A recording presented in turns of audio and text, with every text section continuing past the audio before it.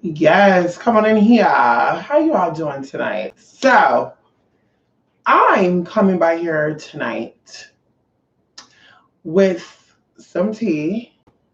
Come on, JT Funny, help your daughter. But also sharing some personal stuff, as I always do. But, you know, um, I don't know how to even start this video because, of course, initially I want to do this video on a certain topic, but today I woke up with some news, and I'm not going to say fortunate or unfortunate news because life is just life, honey. You win some, you lose some. And when it comes to winning, of course, there's births that happen and you experience the opportunity to exist. And then when you lose or when there's loss, right, there's death. And of course, you can look at it from a different perspective, a new beginning, because of course, this is going to connect into some stuff. And this has been my reality for at least 9 months now, 8 months, 9 months. So I got news today that one of my close friends passed on, and this person was older, and this person was a major part of my life. Some of my experiences, and before this person passed away, we got past that, okay? But some of my growing up situations involved this person, and they were not so pretty, you guys. They were very nasty. And, you know, before this day, if I talked about this, it would stir up some type of energy inside me that would make me feel some type of way. But talking about it today, I'm in a whole nother space, and I'm thinking more so of this person's partner and what they are going to be experiencing and what they're going to be dealing with. Because, like I said, 8 months ago, my sister passed away. And when you lose someone, like, your life changes. And your life changes because the reality that you experienced with that person is no longer going to be. Like, that person is no longer part of your reality. Okay. And we talk about reality and we talk about actuality. Okay. So, actuality is, bitch, we all gonna die one day. Actuality is, bitch, it doesn't matter if you're a Muslim, a Christian, a Buddhist, a gay, straight, black, white, in this life, bitch, is gonna end. Okay. And reality is, what we make it. And that literally is what reality is. Reality is what we make it. And, when someone loses someone, it's important for them, because even going to some of my viewers out there, a lot of people have lost like their sons and daughters this year. And a lot of people have lost, their parents this year. And even one of my people, they lost their father, and they lost a sibling. And the sense of, and I won't go into that because that's not really my concern, and that's not even the focus of this video. But they just had two major losses in different ways. And so I feel for them. And this is the sucky part. This is probably the suckiest part about being a spiritualist. And I'll be really honest with you guys. This is the suckiest part about being a spiritualist, for one, and for two, someone who feels. Because you deal with people and you feel their energy, even when you're not trying to. And this is why I have to keep myself away from people. Or I can't really be in crowds and stuff, because no crystal, no stone, that shit doesn't work, you guys. Like, energy is energy, and you're gonna feel that. And it's hard because my life is not that way. My life could be a whole nother way. And once I connect with someone to do work with them or for them, or even if it's a personal matter, I instantly feel everything that they're feeling. And it's really, really, really difficult because that sometimes get in the way of my life and I can't function. I feel just out of my element, out of my zone. Like and even when I try to stay to my schedule, I can't. I try to get in the groove and say, today I'm gonna do this still. And I can't do it. So it's really, really hard because spiritual perception, I understand the whole process. But when someone's going through a loss, you can't really explain to them at that moment what they're experiencing, right? You cannot say, girl, you have to go through this. You're going to go through depths. You're going to go through, horrible situations, breakups, life or death matters, but you're going to be okay because at the end of the day, you came here for a purpose and that purpose is going to be fulfilled. Okay. If you allow it to be fulfilled, because I do believe in premature death, but you can't say that to everybody. So it's a process. And when you see people, especially when you love and you care for them, you see them hurt, it's hard to be in that space where you're like, hey, it's going to be okay. It's good. You don't want to start talking about, girl, you're going to get through this, because that's not the reality right now. So like I said, it's a little hard because, you have to meet them where they're at and you have to be in that space with them. And sometimes you want to be, and I tell you guys this, I'm not doing no more funerals. Okay.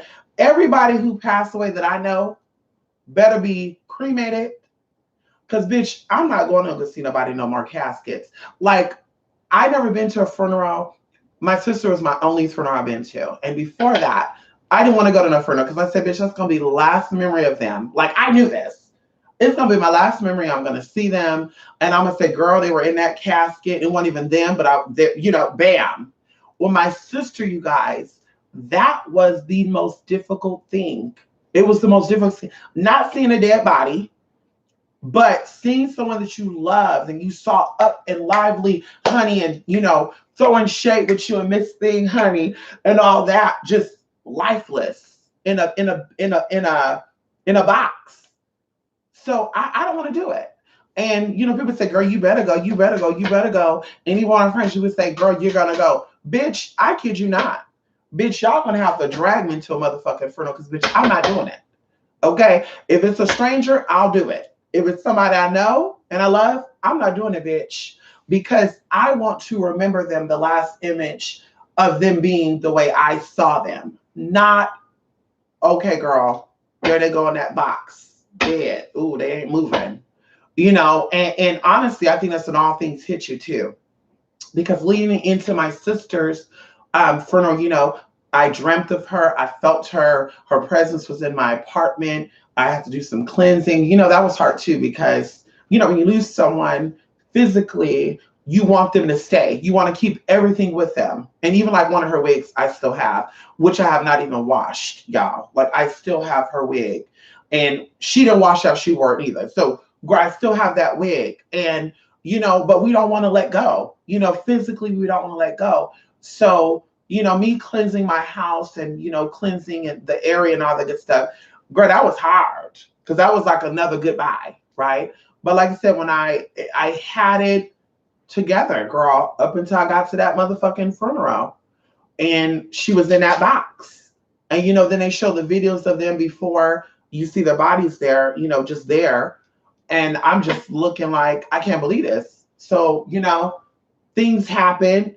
Girl, listen, y'all. Like, I have to stop myself from going down there because, bitch, I almost fell. Bitch, I was shaking, girl. And, I'm thinking of people just looking at it because, people are expecting you to, like, pass out and shit. I don't know what they're expecting. But I said, bitch, let me stop. And then my brother came over there, and he said, you need some more time? And I said, no. And I walked away, girl. We kept it moving. But like I said, I'm not doing I'm not doing no funerals, y'all. I'm not doing it. I'm sorry, I'm not. Let me see a picture of them being happy. And that bitch will do but I'm not doing no funerals.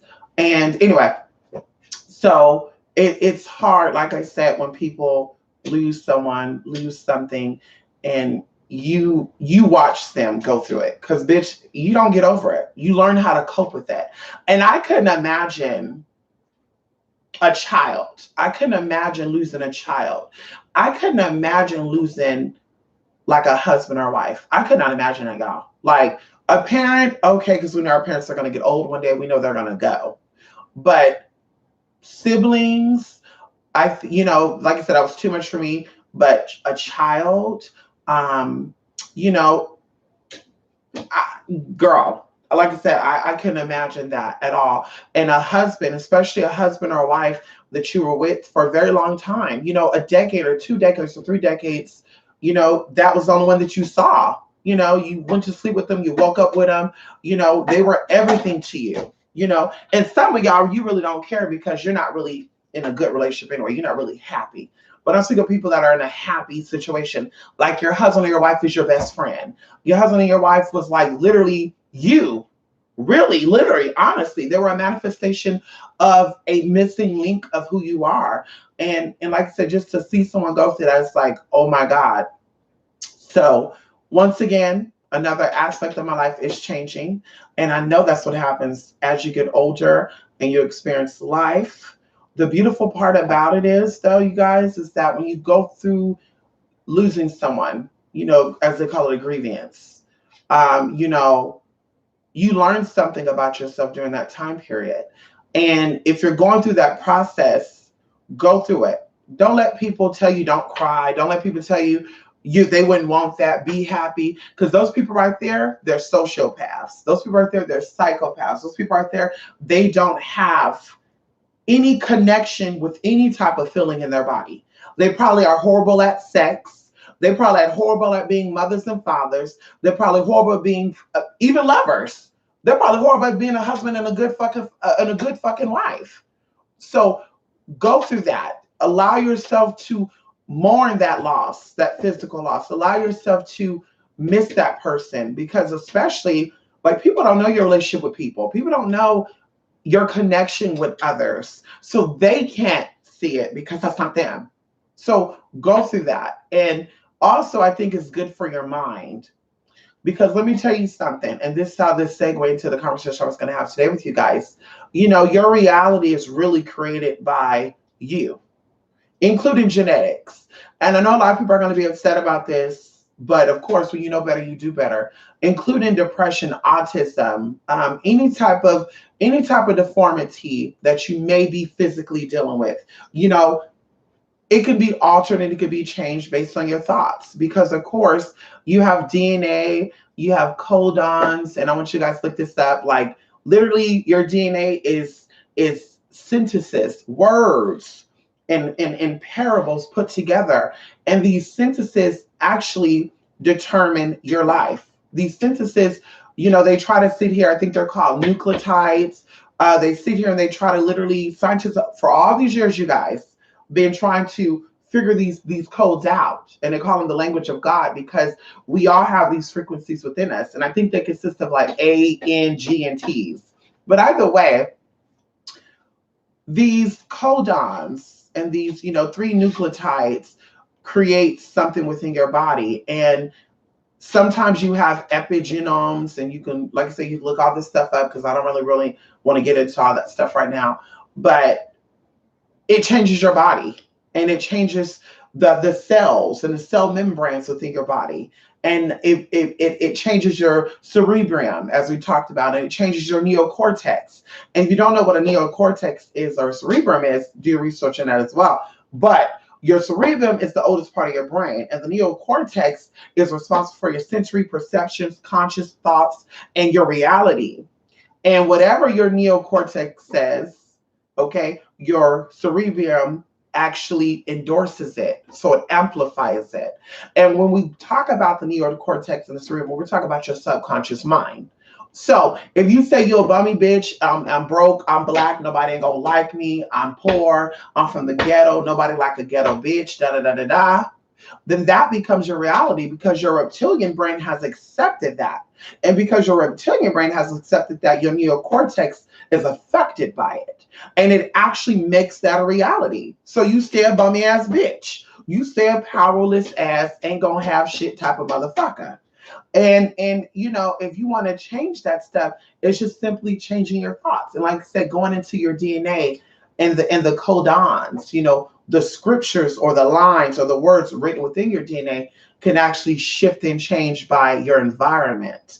So when you surround yourself with positive people, person, places, and things, it shifts your DNA back into the perspective or the arena that it should be in. But when you deal with people that serve you no good and don't want you to have any motherfucking thing, or they don't want any motherfucking thing, because how can someone want you to have something that ain't got it or don't want to have it?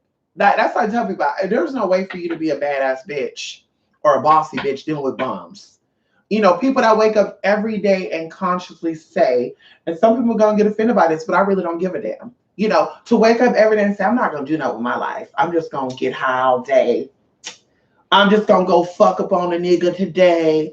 I'm just going to get on a chat line. I'm just going to hop on the PL. I'm just going to go down to the liquor store. You know, just people that wake up, like, I don't know how you think that you're going to get anywhere dealing with someone who has that mentality, because then your DNA structure starts getting broken down. And even going into your emotions that we talked about lightly, how your emotions affect your DNA. It really does. Because if you look at your brain activity when you are emotional, it does something to your body. And even going into why they say when a husband loses his wife or wife loses her husband, years later, they start dying. And even pets. Because you have lost something and you keep saying, oh my God, my man died, my husband died, da da da. Your body ain't understanding your man died, this died, that. All it knows is energy. So you are literally putting up a block where that space was occupied by another energy source, and now these cells really start dying. So then you start getting hypertension. Then your lymph nodes, your lymph nodes start acting funny, cancer start creeping in. And I tell you, I want y'all to look into this. They've done studies of people who had cancer and also the stuff who literally thought themselves out of it. And who's like, how is that possible? Science. If you are a skeptic person or you are an atheist person, you don't have to jump into religion to know what it's like to create your reality. Go into science, because science is confirming spirituality as each day go on. Like, just recent studies have proven that stuff. So it's important to understand that life is exactly what it is, and you're physically here to lose things and to gain things. But at the end of the day, you're going to gain all things, which is capital. And capital is literally core or a building, or how would I say this? Blocks to building up the evolution of your soul.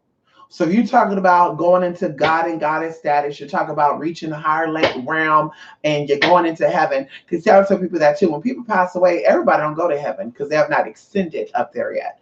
A lot of people will stay exactly where they're at. And if they're in a hell-like state, that's where they're going to be at. And see, we talk about that too, because going into religion and stuff, you know, the pastors and the preachers, they talk about Isaac and Abraham and stuff and how these beings lived for like 969 years and shit. But they don't really tell you that these stories are actually lineage lines. They don't actually tell you that these stories are actual generations who actually connected or extended up and actually graduated and amplified their DNA one way or another and allowed their lineage line to go on for that long. Because see, some of y'all lineage line have been wiped out 3 generations down. Some of y'all, bitch, y'all, you can't even go back past your great grandmother because it's a whole wipeout of a whole bunch of other shit. But like I said, they will have you thinking that, you know, bitch, you're gonna go to hell because you're a crackhead, a drug addict, and I'm just like, bitch. And I encourage y'all to say this next time a lawyer or excuse me, a preacher or pastor say that, say, do you even know what the brain consists of? Because if you got the answers to me going to hell or heaven, pastor, but you also should have the answers to the codex or the genomes. Can you tell me if you have the answers to God's secrets because it's in the book, then you also have the cure for cancer too, then, right? So why your ass sitting up in a church building, pastor, collecting motherfucking tithes and offerings instead of out there curing people because God said or a book said this, that, that. I need you to learn the metaphysicals, the metaphysics behind everything. And those are to my real spiritual people. If you're not real spiritual, bitch, do what you do, be who you are, stay where you're at. Bitch, I'm not here to change you. I'm not here to awaken you because I'm not here to fight with you about that. If you want to stay where you're at, you want to stay, dead in the body, because a lot of people talk about death physically because someone left. Some of y'all are dead while you think you're alive. You're just a walking corpse. You're just a zombie, honey. You're just here moving because you got a heartbeat you think you live in. You're just existing. Some people out here, they thrive off of just fucking existing, bitch. Living, girl, is truly living out your full potential and taking matters into your own hands and saying, bitch, this is my motherfucking life. And I want to be surrounded with people who love me and accept me. And I want to be friends with people who love me and see me how I am. And I'm a king and I'm a queen. And I want people to see me like that. And the people who don't, bitch, I'm going to X them out and literally X them out your motherfucking reality. Because at the end of the day, bitch, they could be there all day long. You don't have to acknowledge that energy and welcome it into your DNA. Because also going into that too, if the mind changes the DNA because the DNA mutates based on diet, environment, and people around it, right? You do your research on that, cell membranes and all that good stuff. Then it also means that you can also be at a basic as, I think of Super Mario Brothers.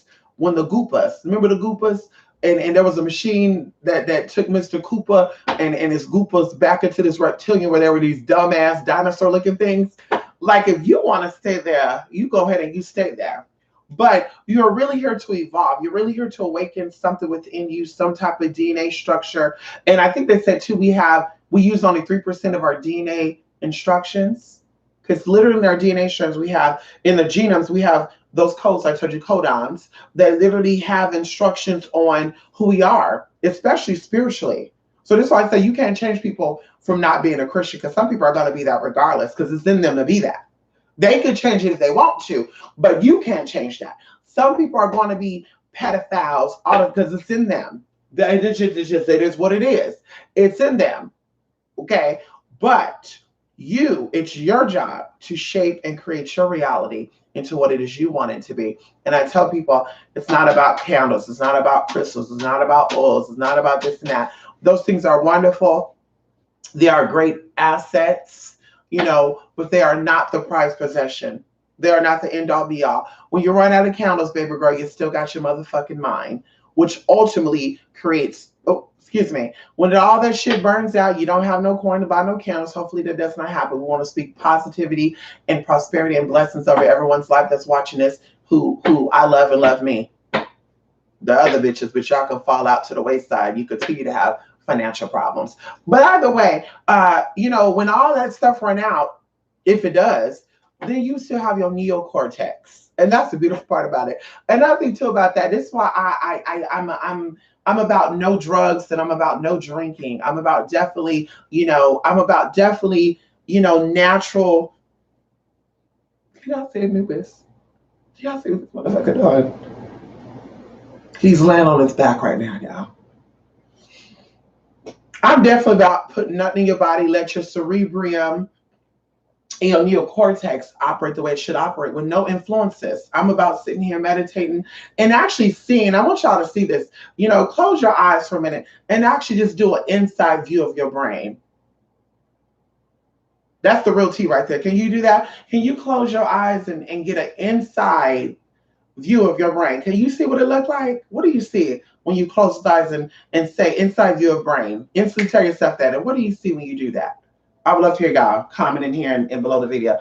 What do y'all see when y'all do that? But it's so important. Natural energy is so powerful, y'all. You experience all of life to the fullest. You enjoy everything you experience. You can say, bitch, I'm not going to do it. I don't want that. Ooh, he's bummy. I can't be around him. Because I first think people do that shit to numb themselves. I think people do that shit to cope with things.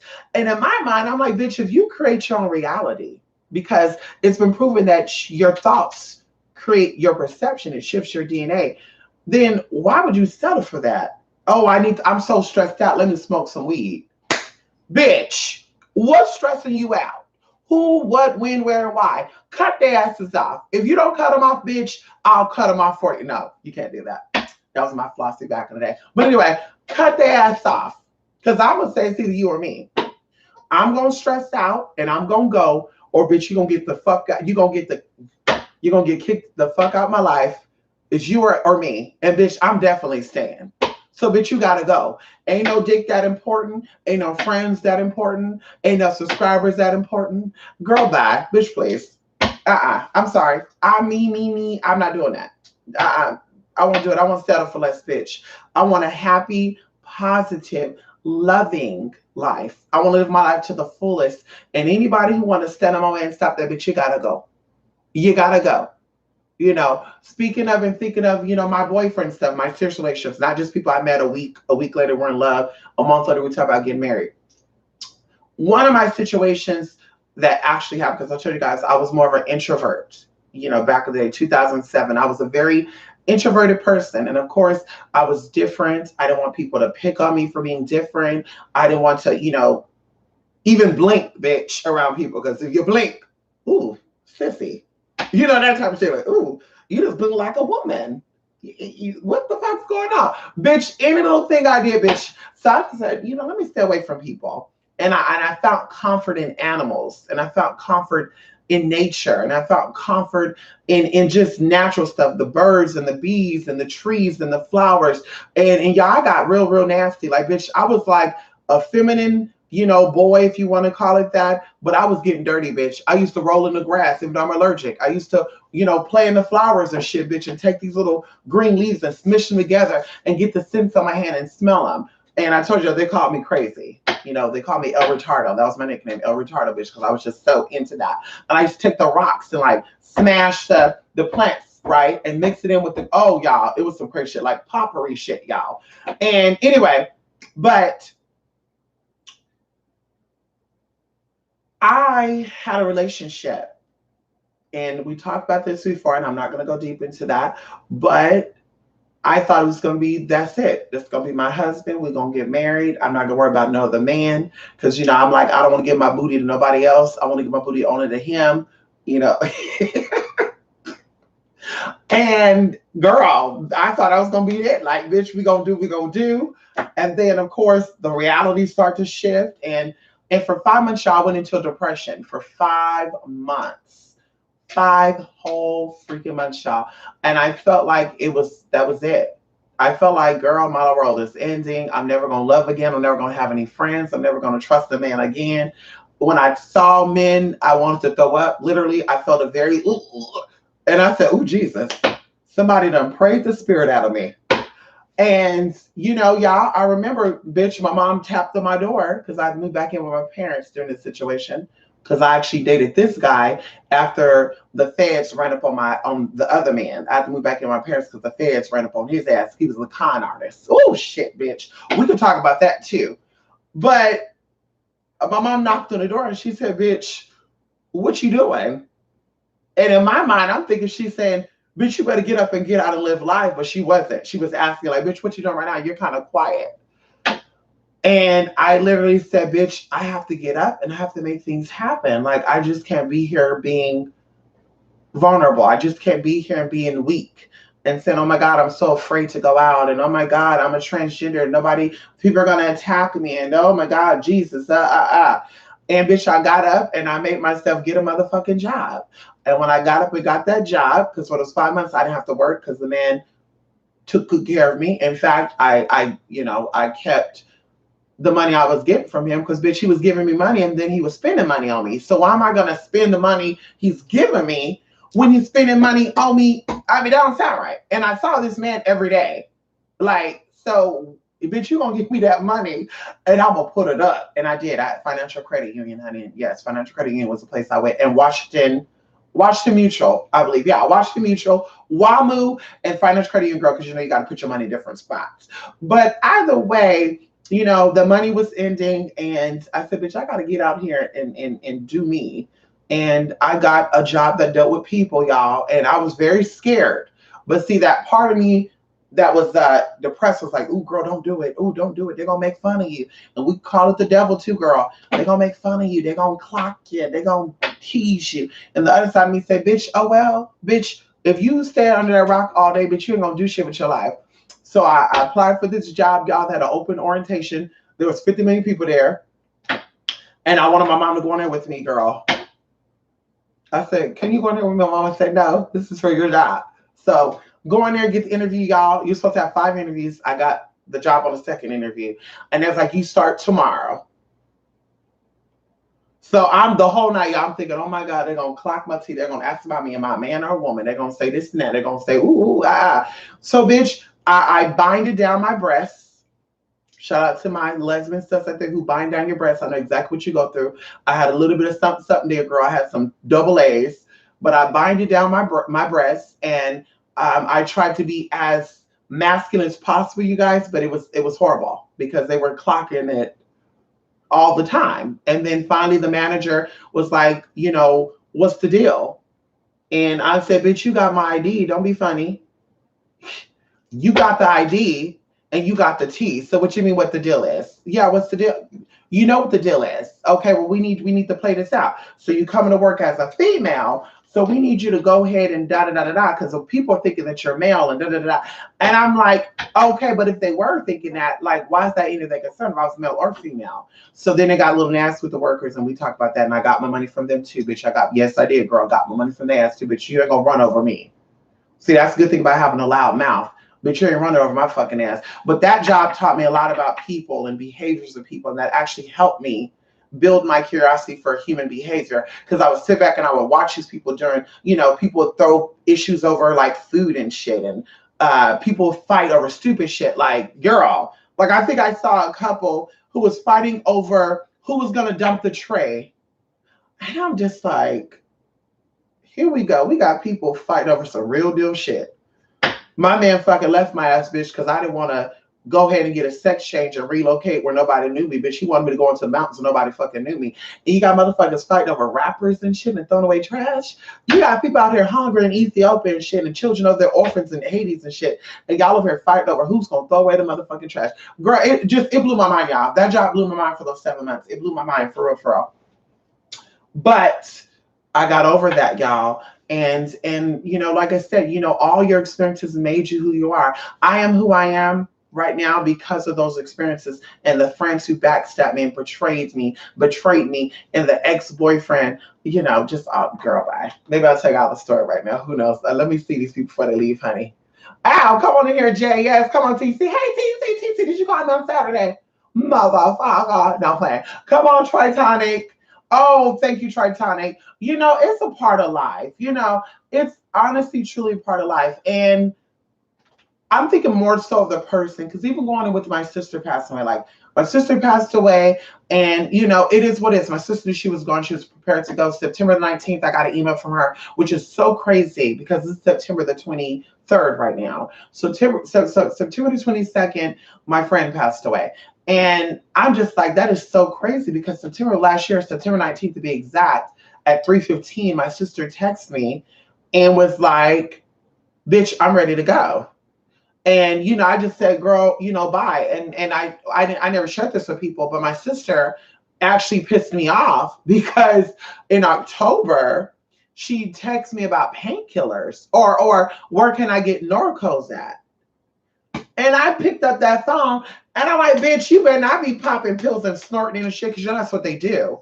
But it didn't cross my mind that she was in pain because my sister suffered from a lung infection from an operation that she had done, which was the weight loss stuff. And the infection was actually a form of sepsis, which actually affected her lungs. So it caused bacteria to build up in her lungs, which caused her to get pneumonia and also this stuff. So it was painful, you know, and I didn't think about that, you guys, until honestly, maybe November the 16th of last year, when her friend said, hey, you know, your sister, I'm not trying to be messy, but your sister asked me about painkillers. And I'm like, huh, she might be in pain. And not even think, because I was so busy, you guys. And honestly, I was so busy. And that's why even right now, like I'm thinking of ways to narrow down my schedule because life is so short and life passes you by so quickly. And yes, money is good. And yes, meeting with people, because I love people. I went to school for to be a nurse, you guys, because I love people. I love being around people. I love helping people. I love seeing people in need and actually helping them. Like that makes me feel good, helping people change their life. So to have that experience happen and my sister passed on, it really made me say, bitch, you need to live life, because people are always going to be there. People are going to always need help. And you can't help everybody. And that's the challenge for me, because that's what I want to do. Like, I want to help everybody. Everyone that I see that needs help, I want to help them. And that drives me a little crazy, because you cannot help them. And that's my biggest issue. So that's why I try to, like say, disconnect from people and hearing people's situations sometimes, because in my mind, I'll think, oh, girl, you got to get up. You got to go help. You got to go save. And I can't. And I wish I could, but I guess that's one of like just my own tick or something. I don't know, like my own, craziness to think that, oh, bitch, you can save everyone, and you can't. So like I said, that experience put all that in perspective. Say, girl, life is short. Help those who you love. Be there for them when they need you. And then, schedule yourself, take time out, say, hey, there's 7 days in a week, 4 of the days I'm gonna deal with other people. 3 days I'm gonna deal with myself and people who I love and care about, like your brothers and sisters. Of course, I don't have any kids or a husband or anything. So when that happens, then that will be my concern. But like I said, that was my biggest challenge. I'm doing good because, of course, I'm keeping, I'm like, girl, listen, you're not Superwoman. Come back to reality, bitch. Maybe in the spirit world, bitch, you can shift. The microverse, bitch, you could shift back and forth, and help everybody at one time. But bitch, right now you can't. You're limited. So, like I said, life is about, a whole bunch of stuff, and all your experiences teach you something. And my sister passing taught me how to slow down. Okay. And then this friend passing taught me how to not really hold grudges, y'all, because honestly, I really wasn't too, good with this person. Up until probably a year ago, because a lot of my situation was very nasty with this person. And of course they were hurting, and as I said, hurt people. So you can't hold it against them and say, oh, bitch, you mistreated me, because they don't understand. They don't know. And I also knew this person was transgender too. This person, they knew, right? But the people around them really didn't know. But I knew this person was transgender because I know my people. And I know when they're not really trans. I don't know when they are trans. And anyway. So yeah, this person was actually a trans person who didn't live as a trans person though. They were, I think, too scared to do it. And like I said, that's the saddest part, but they did, do some great things, and we had some good memories, y'all. I'm not a drinker, but they drink, and we had Irish cream and what was it? Irish cream and Bailey's, I want to say, y'all, on Christmas. We drunk that. We drove on, this was December 2010, y'all. We drove looking at all the Christmas lights. And I was like, bitch, why did we do that to see this? But I did it because they were doing it, right? I said, I don't want to be the sober person and make them feel weird. And then New Year's, we had fun. New Year's, y'all, we had fun. We got crazy, and they made some good food too, y'all. They were a good cook. They made some great, girl, like they weren't even, they were not even Hispanic, let alone Mexican. And bitch, they made Mexican food better than a lot of Mexicans, bitch. And listen, girl, no tea, no shade. I remember we had steak, salsa, and something else one day. I think this is when George W. Bush movie came out, like the W or something.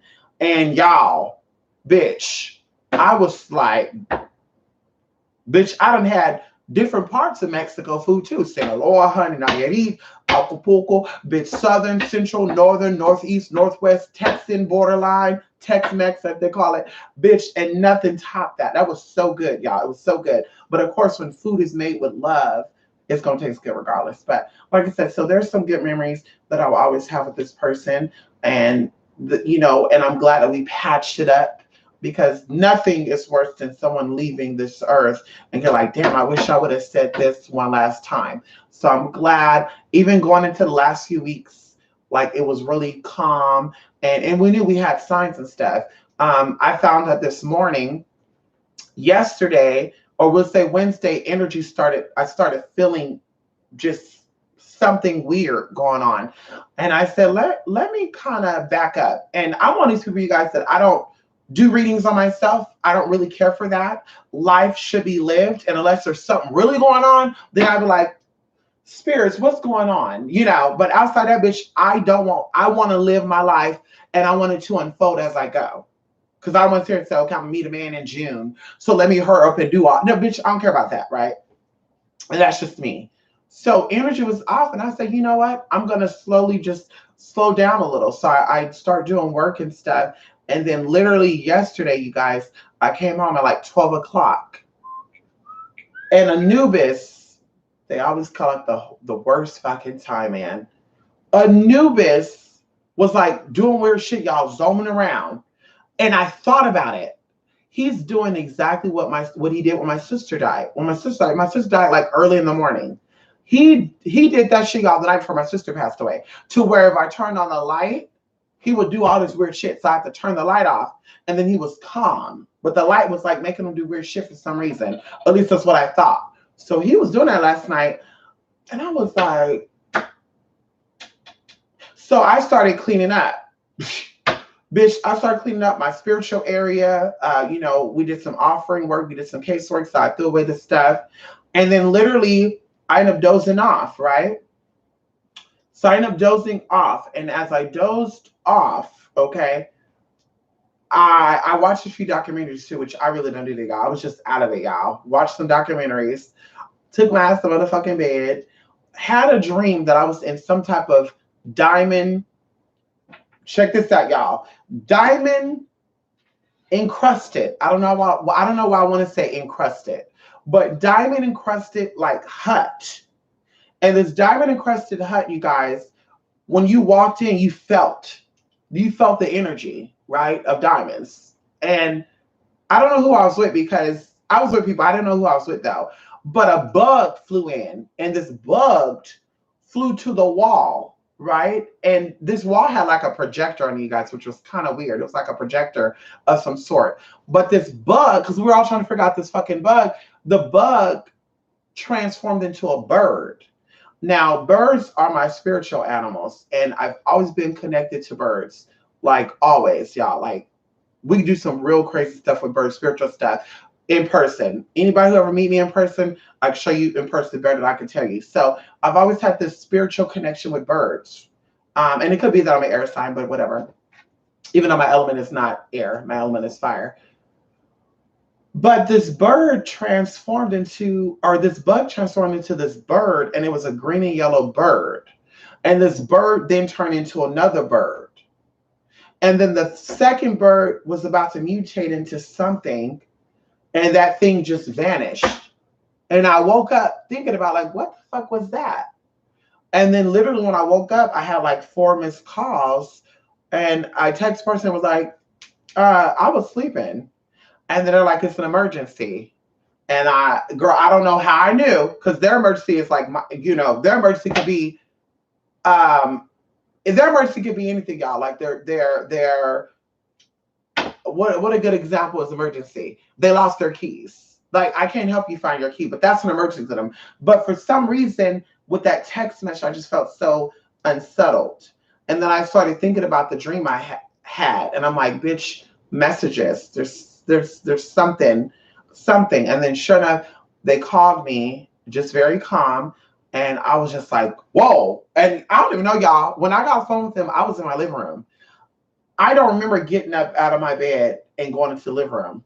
And I said, bitch, did I jump? Did I leap from that bed to that fucking hallway and walk in the living room? Like, I was just so like, what? I can't believe that. And even right now, it still feels so surreal. It does not even feel like it's real. It does not feel like, and that's just how it, I guess it's just how it is. I don't know. Because my sister, I still can't believe it. It's 8 months later. And I'm still like, girl, really? This is not real. So anyway, honey, I'm grateful. Tritonic, honey. You still haven't sent me that email, honey. Who you doing? Okay, I still need that email. Who you doing? Thank you so much, TC. Thank you so much, honey. You feel that, honey? Yes. Hello, Melly. Grand Rising. Listen, Melly, I love me some Princess Nokia. That's, like in my mind, there's celebrities that I love and I care about. And I don't really like to talk about them because in my mind, I'm like, girl, that's my cousin. Princess Nokia is my cousin in my mind. She's Puerto Rican anyway, bitch. We all related. That's why I'm gonna date another Puerto Rican bitch. You say you're Puerto Rican, we not dating. Hello? Bitch, if the island has what? A million, 1.5 million right now? On there right now? Bitch, that means back in let's say 1916. That means that there was probably like 200,000. Girl, bitch, please. We all related, girl. Mm-mm. So in my mind, that's my cousin. And I just love her. I love her, honey. I'm gonna say this, and it sounds kind of bad because I love Azealia Banks too, but I actually love her more than I love Azealia Banks. Because I do love Azealia Banks. Okay, we're not gonna lie about that. I do love her. I love her music. I just listened to her music, her video, her album that I downloaded on Google Play, y'all, that I bought in December. No, it was 2013, I want to say, when she came up with that album, y'all. Girl, I got it, honey. I played that shit the other day, girl. I said, bitch, I'm about to go over there. Come on, CJ. Hey, CJ, how you doing? Yes, honey. Come on in here. Yes, happy fall equinox. Yes, oh, that's right. Today's the first day of fall. I hope y'all changing some things today, too. Look at him. You see how he just unsettled. He don't know if he want to lay down. He don't know if he want to sit down. Y'all, mini pinchers are very, very nosy. They're nosy dogs. They like to get into things. And look.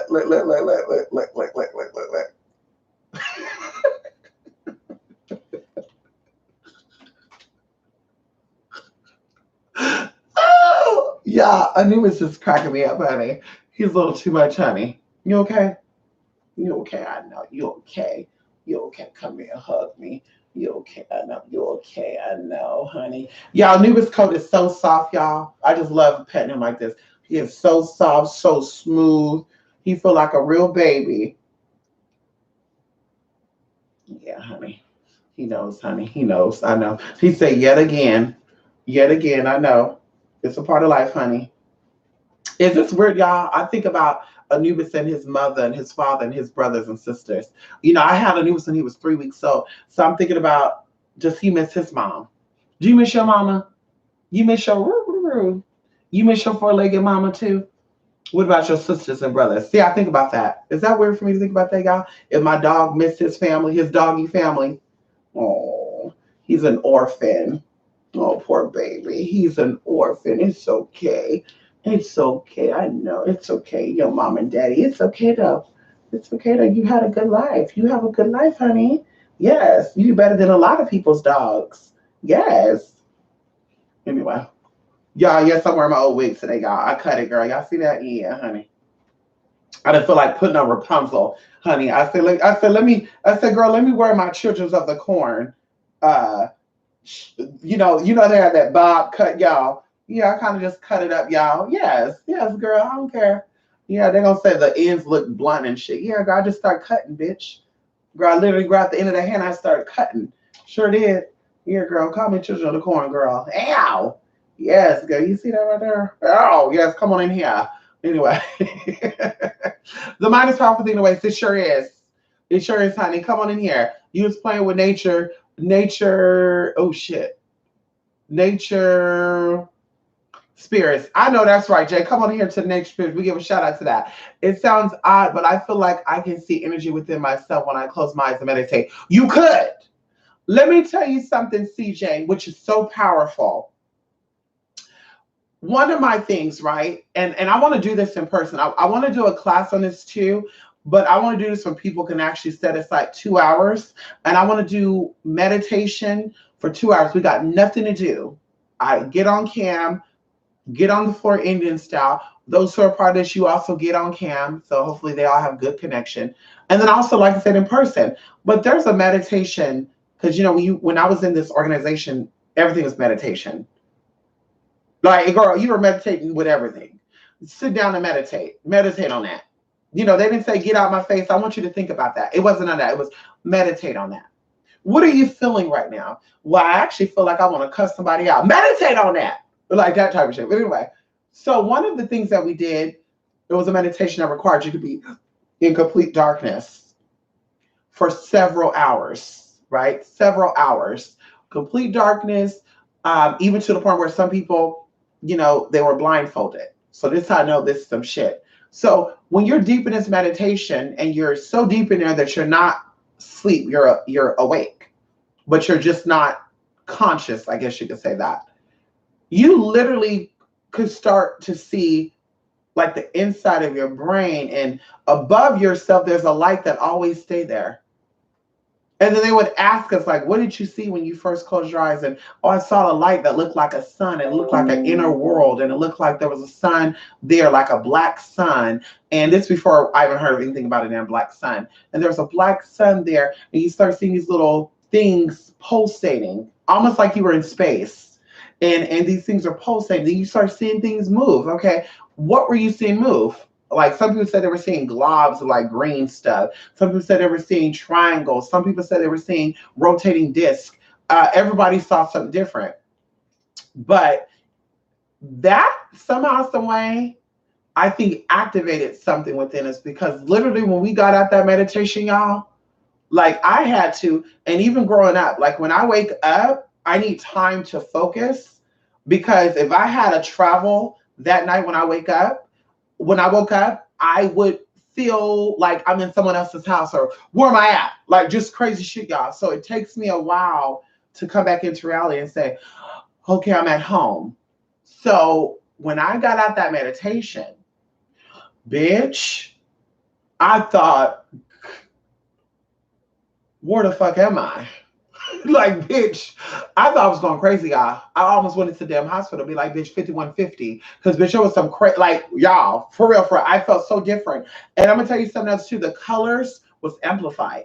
When you saw, like, a purple car, it was like, damn, that purple car looked crazy. It was I'm telling you, it was some deep-ass shit. And, of course, I won't go into what happened during that meditation and how all that stuff happened. But definitely, you felt like you were just like, this is a foreign place. And then when you were fully out for a few hours, then you're like, okay, bitch, I know where I was at. I was down under, okay. Kind of like anesthesia. That's what it was like, anesthesia. There you go. Yes, honey. Come on in here. Yes, brainwave. Ow. That is so true, Mystic. And everyone can be helped either. I know that's right. And not everyone can be helped. Exactly what I said. I'm learning. My greatest challenge is you cannot help other people. My greatest challenge is allowing people to, first of all, oh shit, come on in here, recognize that they need help. And then second of all, give them the tools that they need to help themselves. And that's why I say, like, my approach to spiritual work is very different from other spiritualists and what they do. I'm not about doing the work only for you and keeping you disabled. I'm not about doing the work for you and you're just sitting there like, huh, what you doing over there? Like, I want you to get as excited about the work as I am, because now we're going to see shifts. And I'm telling you, I've had people that came to me for work, and before we even started the work, they saw some stuff. And a lot of times I'll tell them, don't, hey, just stay what you're doing. Let's finish this work. And then we get into what we're going to do. You okay? You got to go use the restroom? I think you got to go outside, y'all. So, like I said, I want to know that you actually want help. And knowing that you actually want help, meaning that I'm going to say, hey, you need the A, B, C, D, or G. And you're like, I'm down. But some people be like, no, I can't. Mystic, I can. I tell you guys, if you cannot burn candles and oils and all the good stuff, you can still do work on your end. You don't have to burn candles. Let me do that stuff. Let me worry about the major stuff and you do the minor stuff on your end. But you definitely still got to have a peace of mind, because a peace of mind is literally a peace of mind. Okay. So just like cutting a pie. So if you don't have a peace of mind and you don't have a space to literally just have your own thoughts to yourself, then bitch, nothing you do is going to manifest. And everything that you do manifest is going to depend solely on other people. And nobody's here to be codependent. Nobody's here to be co-needy. You're here to create your reality and to help those along the way to help to create theirs. But you're not here to live everybody else's reality or let someone dictate your reality. Because I tell you before, I had friends that passed away years ago. So I've always had older friends. And flat out, they would say, honey, live your life for you. If your parents want you to marry a Muslim, you marry the opposite of that. Like, that type of shit. And it's for real. Live your life for you. I know certain cultures, you listen to your parents and you marry another Indian woman, all that good stuff. But honestly, your parents they will really love to see you more happier than anything. And some people are miserable. And to think about that, I'm just like, damn, I'm so glad I was not born into a lifestyle to where I had to act like I was heterosexual or a cisgendered heterosexual. I'm so glad I didn't have to act male. I'm so glad I was not forced into being, a Pentecostal Christian. Like, I'm just so happy that I was able to express myself the way that I wanted to express it, and love who I want to love and do what I want to do. And that's what I'm grateful for. So, like I said, it's unfortunate that people have lived that, but they're gonna be thinking about that in their death. They're like, damn, I wish I woulda, coulda, woulda, do. And I honestly think this is where the cheating stuff goes in that too. I think men who cheat on their wives and women who cheat on their husbands are typically, they feel restricted. They feel bounded. They feel like they don't have the freedom to do what they want. So they say, bitch, let me go ahead and try boo, boo, boo, boo, boo. And I'm telling you this from experience. I'm a melanated woman, honey. And, I've dated men who are not really into melanated women. And they're taught to only like, lighter skin, whether that's Caucasian or light skin Asian. They call them red Asians, I believe. But these men will be married happily to these people. And girl, they'll be on the under trying to get some of this melanin. And I know a lot of my sisters out there could and brothers too, because you got it too, where they be on the under, and it's like, why are they doing this? But in your mind, you're like, bitch, because they can't. They can't openly say, I love black pussy. I love a black dick. So what they got to do, they got to marry this Asian woman, this Hispanic woman, this white woman, and then on the under, they're going to get them some of that. See, that's just how it is. So that's why I said, bitch, I can't knock nobody who's doing what they do, honey. I can't judge you. Maybe your husband or wife, maybe your wife have PCOS where she can't have intercourse, and I mean, I'm not judging. And now he wants to go out and pay for it, because nothing for free is worth anything. That's all I'm gonna say right there. You're giving up for free, bitch, it ain't worth it. Unless you're married, because you're married, bitch, he bought you with his whole life. Oh, come on in here. When he married you, he bought you with his whole life. When she married you, she bought you with her whole life. So you ain't fucking for free. But you're fucking a man for free that's not your husband. Bitch, please, you done lost your damn mind. You done lost your damn mind. And I'm not condoning prostitution, because you can fuck one nigga and have him pay your bills. I'm just saying, ain't nothing for free worth anything, bitch. If it's worth some, bitch, you gonna put a price tag on it. It's worth it, honey. How? Come on in here. You want some of this gold poom poom, bitch, you definitely gonna pay for it. And you don't gotta give me no cash, bitch, but you may have to pay some rent. Ow. Okay. Oh, wait a minute, y'all. Something happened to this room. This room shrunk. Oh my God, y'all. This room like shrunk or something. Oh my God. Y'all, I'm so irritated right now. This room done shrunk or something. Damn, man. I don't know what I did, but it done caused the room to like, maybe I held it down like this and scrumped it. No. What the fuck happened, y'all? Your words are so fucking tiny right now. That's the thing. I'm getting too happy, honey. Spirit said, bitch, watch yourself. Let's see if we can do pop out chat. And let's see if we can make it enlarged. Oh, that's even better. I don't even gotta see myself. And let's see if I can pull this out like that.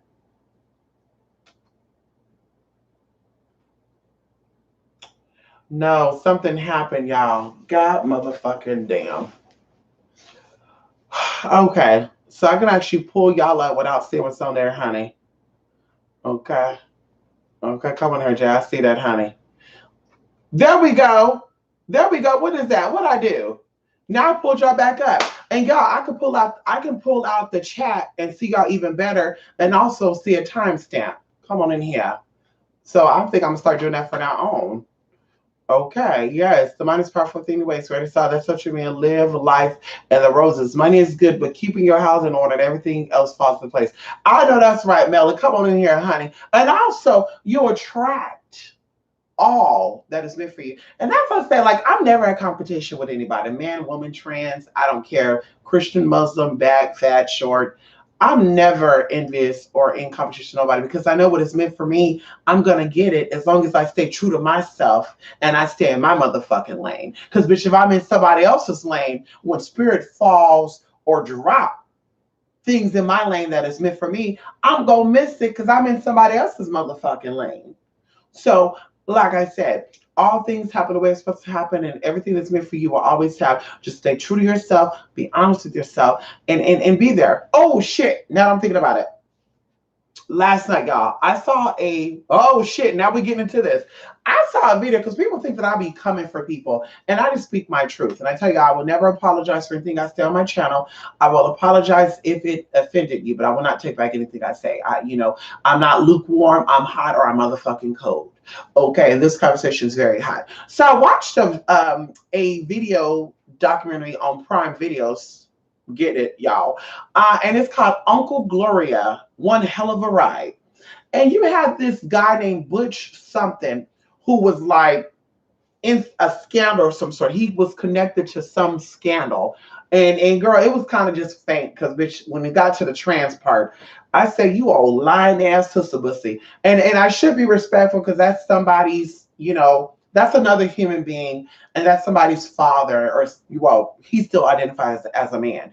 But he reminds me of Bruce or Caitlyn Jenner, because this man, y'all, became a cross-dresser because he wanted to do a great change in his life, right? Look at this documentary. I don't want to give too much about it, but Uncle Gloria wanted to transition and change his life dramatically. So Uncle Gloria became a cross-dresser. He loved cross-dressing. Okay, catch this T right here. He loved cross-dressing. He loved putting on the wigs and the makeups and the clothes and the dresses and, pantyhoses and high heels, honey. And he would still walk like Uncle Butch and shit. Yo, yo, yo. And then he had another cross-dressing friend who said, honey, we need you to step your pussy up, basically. So Uncle Gloria said, you know what? I'm going to become the woman that I should have married. Because I think his wife Cookie fucked him over or something. I can't remember, y'all. Look at this damn documentary.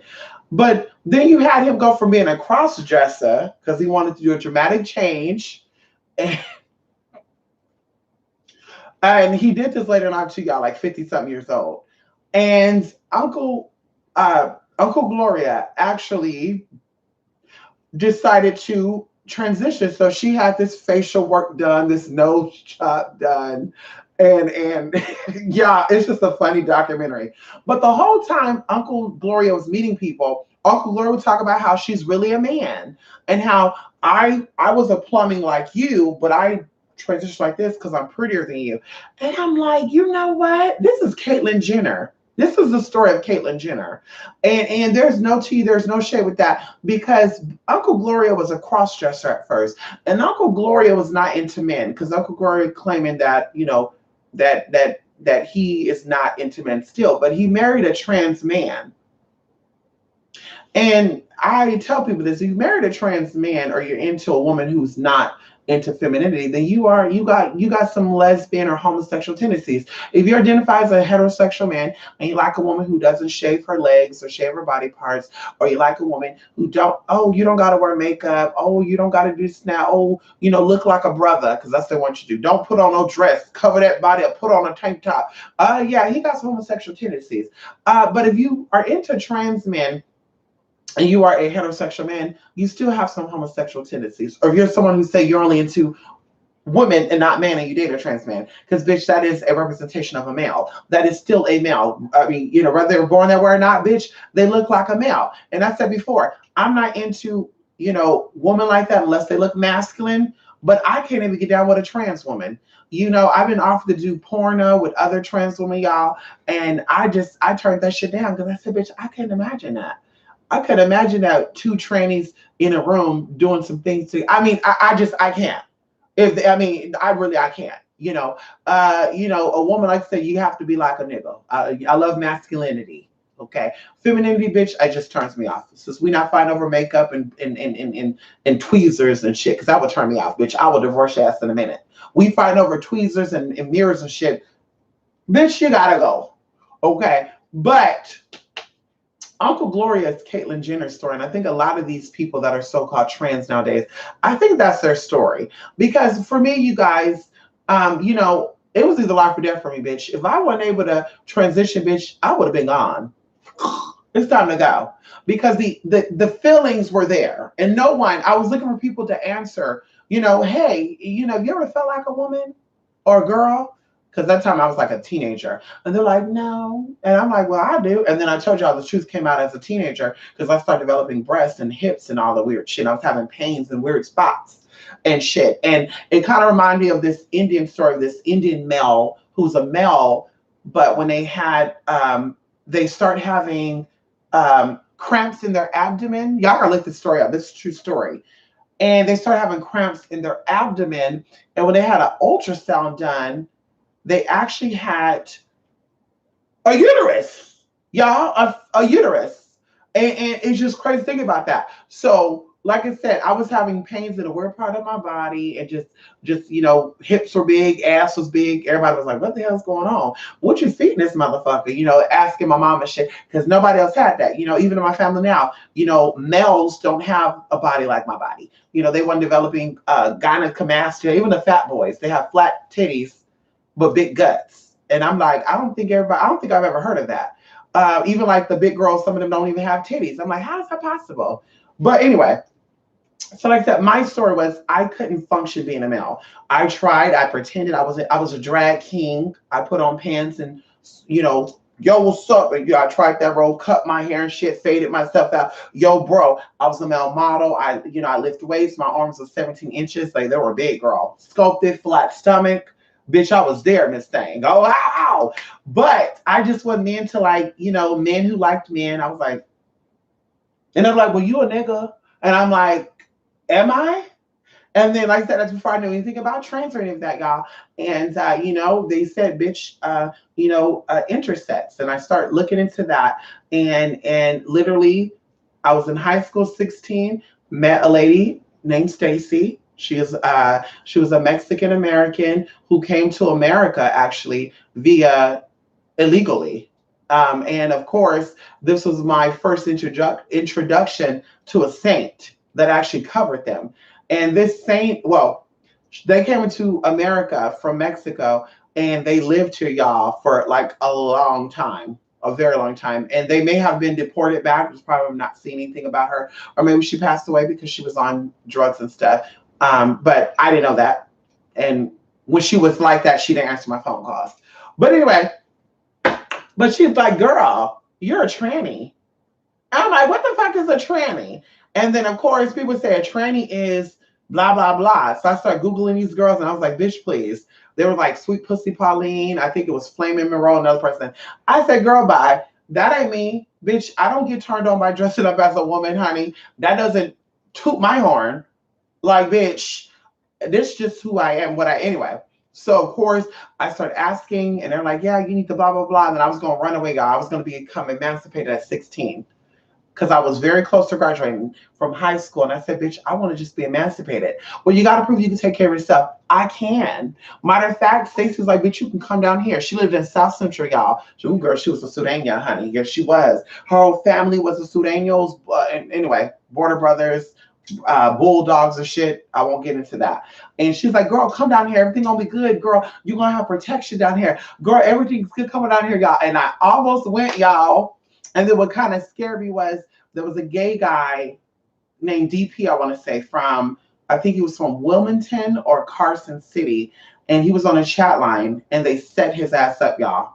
So during that time, there was a lot of straight people setting up the gay people. And even gay people set up. That's what I tell y'all. Gay people will have your ass taken out before a straight person would. That's why I tell you people when they say trans were attacked by heterosexual people, are you sure? Because even lesbians, a lot of lesbians have been murdered and stuff due to gay men. Oh, I won't say that 100%, but there is a lot of animosity there. Women, get a little jealous of trans women and men get a little jealous of trans men. And I told y'all I was friends with a trans man who gay guys would call her a dyke. And I'm just like, that is totally uncalled for. But the minute a straight man call their ass a faggot, honey, they want to come and they want to fight. They whoa. Uh-huh. But you can call that trans man a dyke. So anyway, girl, I said I'm not moving to LA. Fuck that shit. And then I started doing my research on the demons and stuff down there. And I said there's a demonic trail that goes from the Bay Area down there to motherfucking LA. And I won't tell y'all what this trail is, but there's a motherfucking trail that they migrate and tirade and irate and migrate on down through. And I said, bitch, I ain't going that way. Fuck that, girl. Even when I went down there, I had to do an Inland Empire. I said, bitch, that's the closest I would get to LA, bitch. I will move to Diamond Bar, Corona, Juniper. It's the Juniper Valley. I can move to, Rancho Cucamonga because those niggas are fine as fuck out there. In Ontario and Azusa, or what they call it, Azusa and San Dimas, bitch. I could do that. Fontana, San Bernardino, bitch, little hood over there. Yes, nigga forgot his Gucci bag though. Shout out to him, money. Hey, nigga, I still got your Gucci bag too. Yes, nigga. But girl, I'm telling you, I said that's the closest I can do is the 909. The 818 I really can't do. Reseda, Simi Valley, Van Nuys, Chattatonga. I hope I'm saying it right. Studio City. There's some scandalous ass motherfuckers out there, including trains that set you up. You got motherfuckers that say, anyway, no thanks, bitch. If I do that, like I said, I'll do the 909. San Gabriel Valley, that's the closest I get to the 310-323-213. That's just it, y'all. I can't. I can possibly visit, but bitch, I gotta go. We not staying down there having some fun. We're not doing it. Love my LA people though. Don't get me wrong.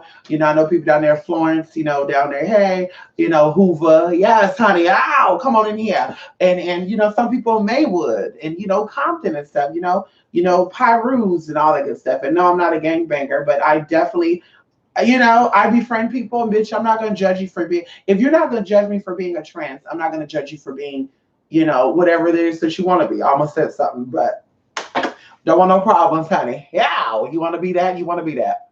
Come on in, honey. She is my spirit. Come on in here, Melly. Ow, Ken Forks on steroids. You better watch yourself. Hey, Julie Jolie, did you call me? You called me on Friday, huh? I need to save that number because I don't know. I said, who is this calling me? Come on in here. Yes, time for closing doors during this time. Close those doors, Melly. Oh, God, we want to thank our ancestors for the opportunities that we've had this year. And, y'all, I get so excited about how you literally make your life. Like, I want to just say this, going into, 9 years ago.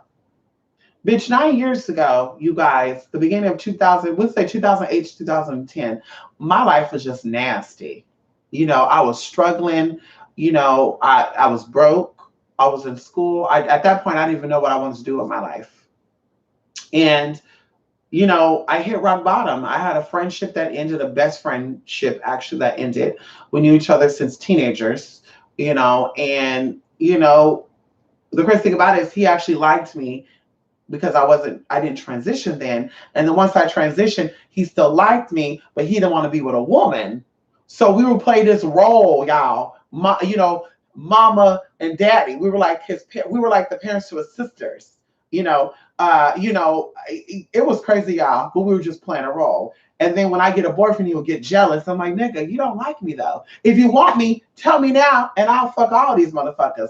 Cause bitch, we know what it is. We can compromise. Let me be the woman that I am, and I'll let you be the nigga that you are, who like dick in his booty. I don't know if he was a bottom or not. I can't remember. But I said, but he's like, nah, I can't do that. Yeah, that's kind of sick, actually. Okay. Well, listen, baby, I'm gonna get what I need to get then. So he was just like, what? Who? He was gagging at the trade I was pulling to y'all. He was like, I gotta get me some of that. Persians, Punjabis, Pakistanis, Armenians, girl, we were getting them all, girl. Green eyes, tattoos, all that. And he's like, what? How do we need to, and we actually did some stuff together too with a few of them. But anyway, y'all, so during this time period, 2008, 2010, I was really like, girl, I was going through some stuff, y'all. That was like my Saturn return, even though it was not, but it was. Okay, that's what I tell y'all. I think that my life happened prematurely than the average person my age, because that was like really 2008, 2010, maybe even 2011. Yeah, 2011 is when I fully came into, I would even say 2012. But anyway, but my life was just like, oh my God, what am I going to do? How's it going to be? And then I literally started having things happen. And I started saying, bitch, I'm gonna change this and I'm gonna think about this. And I know it's possible for me to get that relationship again because I had it before, so I could do it again. And then it was coming in, but of course I didn't believe myself all the way. So of course we met other people again, and there was a guy from he was a Michoacan bitch. Yes, girl. He was Michoacano, honey. Ow. He was sexy, honey. We're gonna keep it at that. He was a boxer in training, so that was a cycle again. Right when I was about to leave, bitch, 2010, right? Like I want to say April 2010. Actually met January 2010, and everything was cool, y'all. And it was so cute, y'all, because I remember when I met him, I had this little cute little sailor outfit, like Sailor Moon. No, it was like, yeah, like Sailor Moon. It was like tan and brown, which I think was very professional, like pink and gray. And I had these khaki cargo pants on, y'all. And they give you the illusion that your legs are way longer than what they are, because my legs are like 40 inches, y'all. And it gives that it's really, really long. I had these little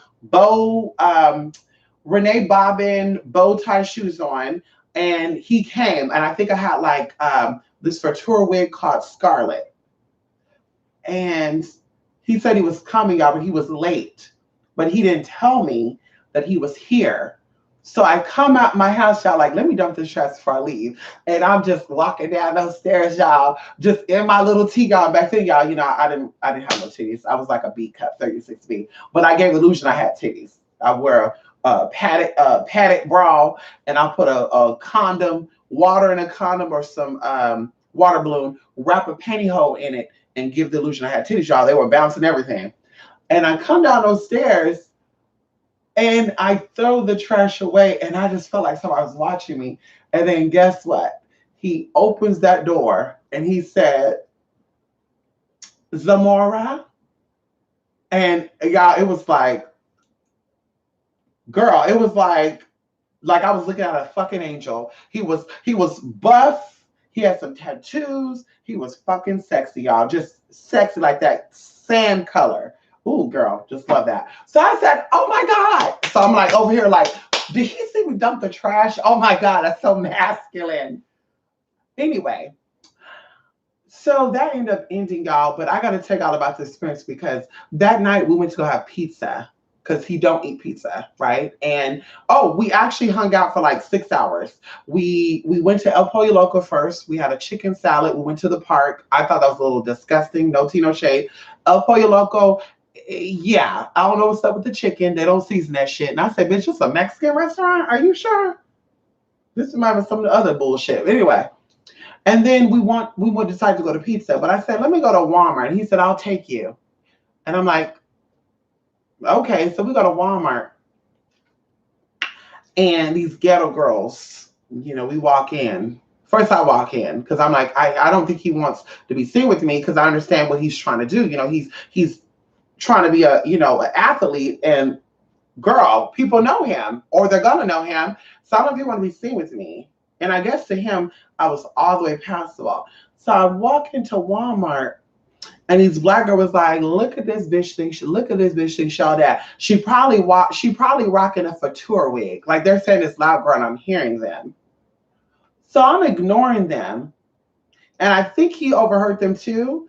So we're going, and I can't remember exactly what I bought. I think I bought sunblock and something else because I wear sunblock year round. I need to start back getting into that, honey.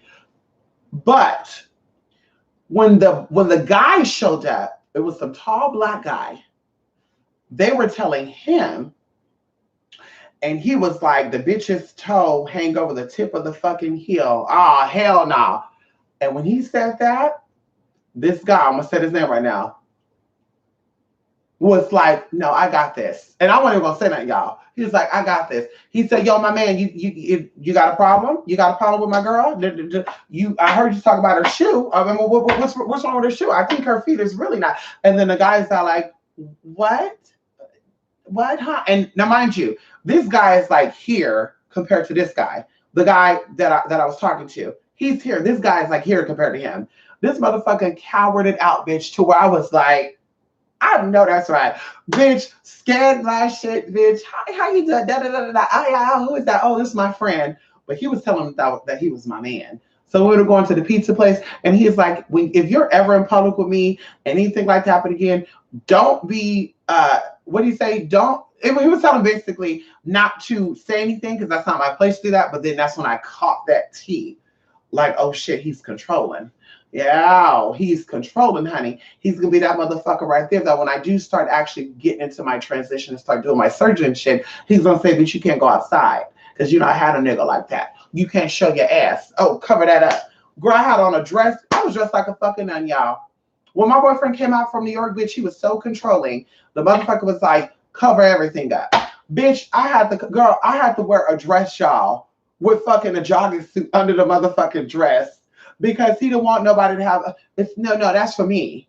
Behind closed door, you could dress like that. And I had a flashback of like the Muslim guy I was gonna date. Cause I'm like, damn, that's how the Muslim people are. Are you sure you're not Muslim? But anyway. But y'all, my life changed 2010 and things started shifting. I said goodbye to old friends, old opportunities, old spaces, and new ones came. And then of course, things got a little nasty. And then 11, came around, things got a little nasty. And then 2012 came around. But like I said, to think back on my life in the past 9 years, I have overcome a lot of things. And I know it's through my hard work with keeping my mind in a certain space. Because I sat back and I thought about like even one of these well-known family dynasties, we'll just keep it at that. When I met that guy and he actually came to my house, which I was gagging. I was gagging, honey. And then after he leave, honey, anyway. But, we were in there talking about holistic stuff. And I think I told y'all this, or did I talk about this on my Instagram? That's what made me get into wanting to become a holistic practitioner. In 2012, a guy came over who was once upon a time a celebrity, but his family is still like out there. He was like, you know what?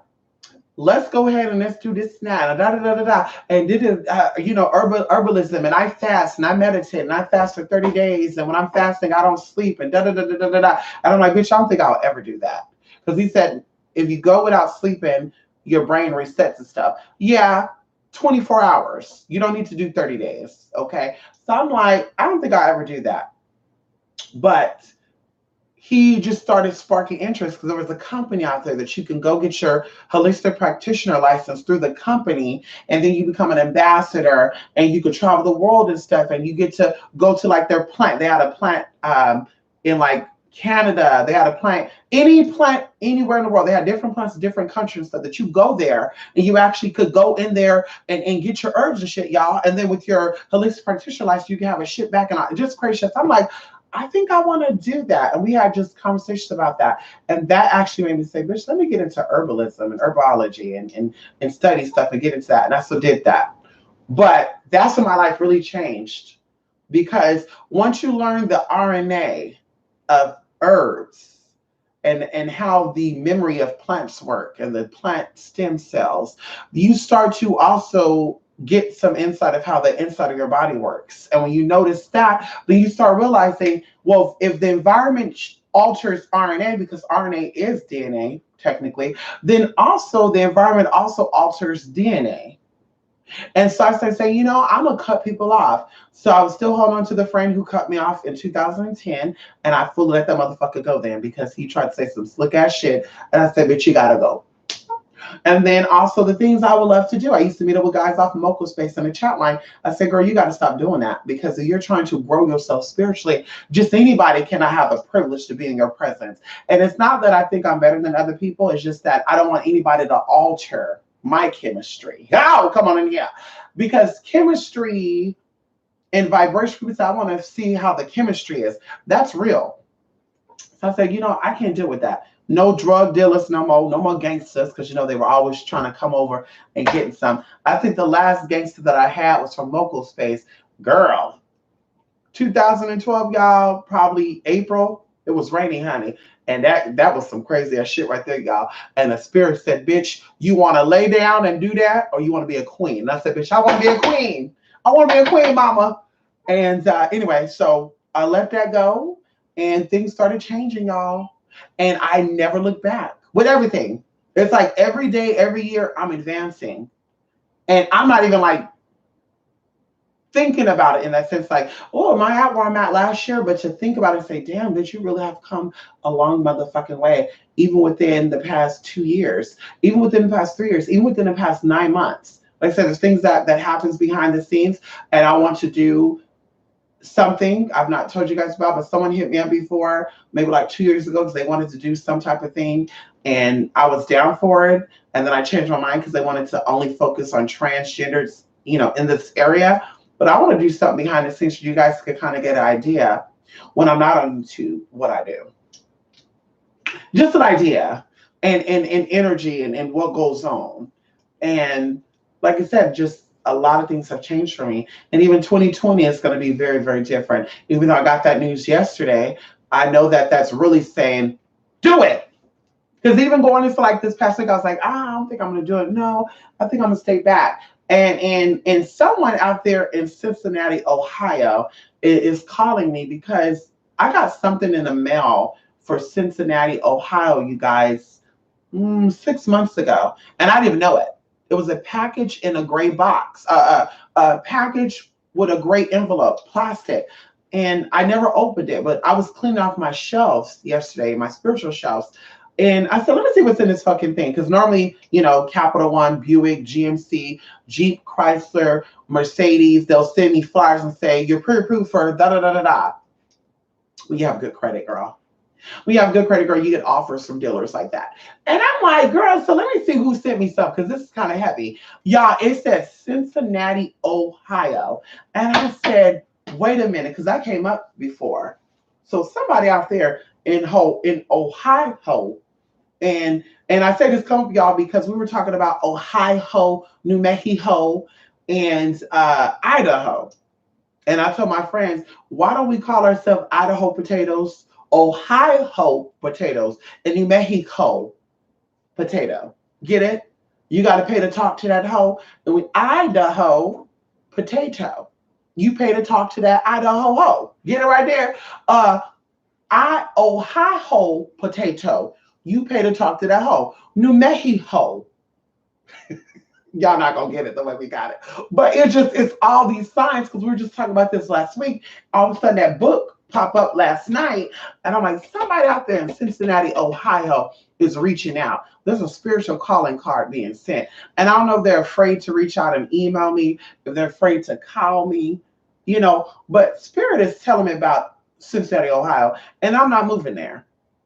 We know about Cincinnati, Ohio. We know about what goes on down over there. I heard a lot of stories about Cincinnati, Ohio, even though they are definitely connected to the Missouri connection. I won't go into that. And a little bit of the Tennessee connection too. But I'm just like, Cincinnati, Ohio, who will be calling me from over there? And we could talk about spiritual calling card. We'll talk about that another time, y'all. I've been here too long, I feel like. Anyway, come on in here. I'll be your own people. Yes, I'm in the IE. I'm safe. I know that's right. You better be safe out there, honey. The IE is closer to the mountains. The IE is very close to Palm Springs. Palm Springs is a very magical part of California. There's a lot of Set energy down there in Palm Springs. There's a lot of Horus and Set energy, actually, to be exact. And there's a lot, and that's why hence there's a lot of gayness down there. And nothing wrong with that, girl. We love our gay people. If you don't love gay people, bitch, you're missing out on life.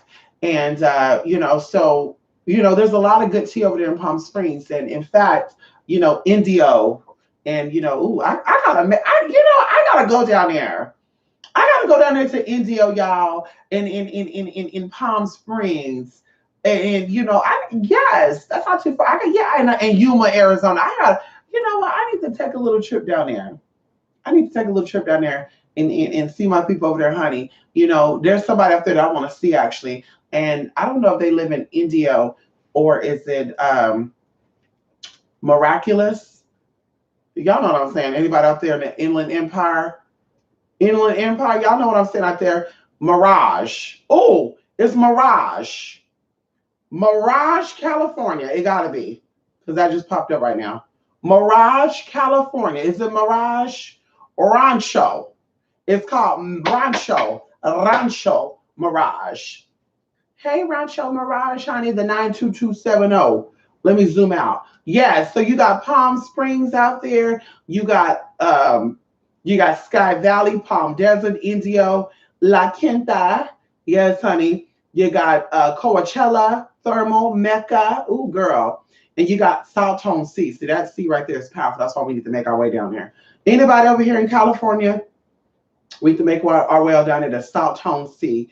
There's some tea out there. Around Saltone Sea, you got Desert Camp, North Shore, Rancho Dos Palmas, honey, you know what that means. Bertram, Bombay Beach, Frank, Worcester, Mundo. See, they got some powerful names down there. Saltone City, Saltone Sea Beach, Desert Shore.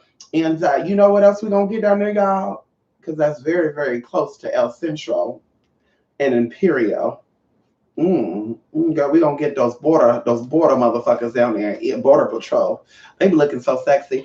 I wonder, is it unprofessional to grab one of those border patrols?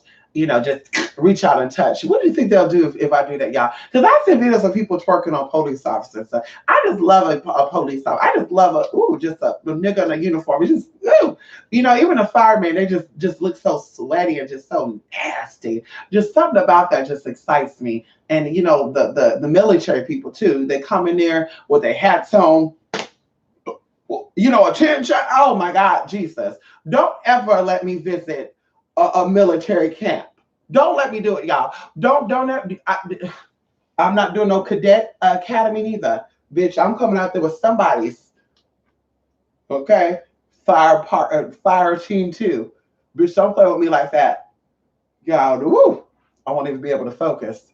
Anyway, what are your thoughts on storytelling? I love storytelling.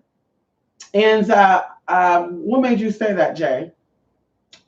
Storytelling. What do you, some people tell me I should write a book.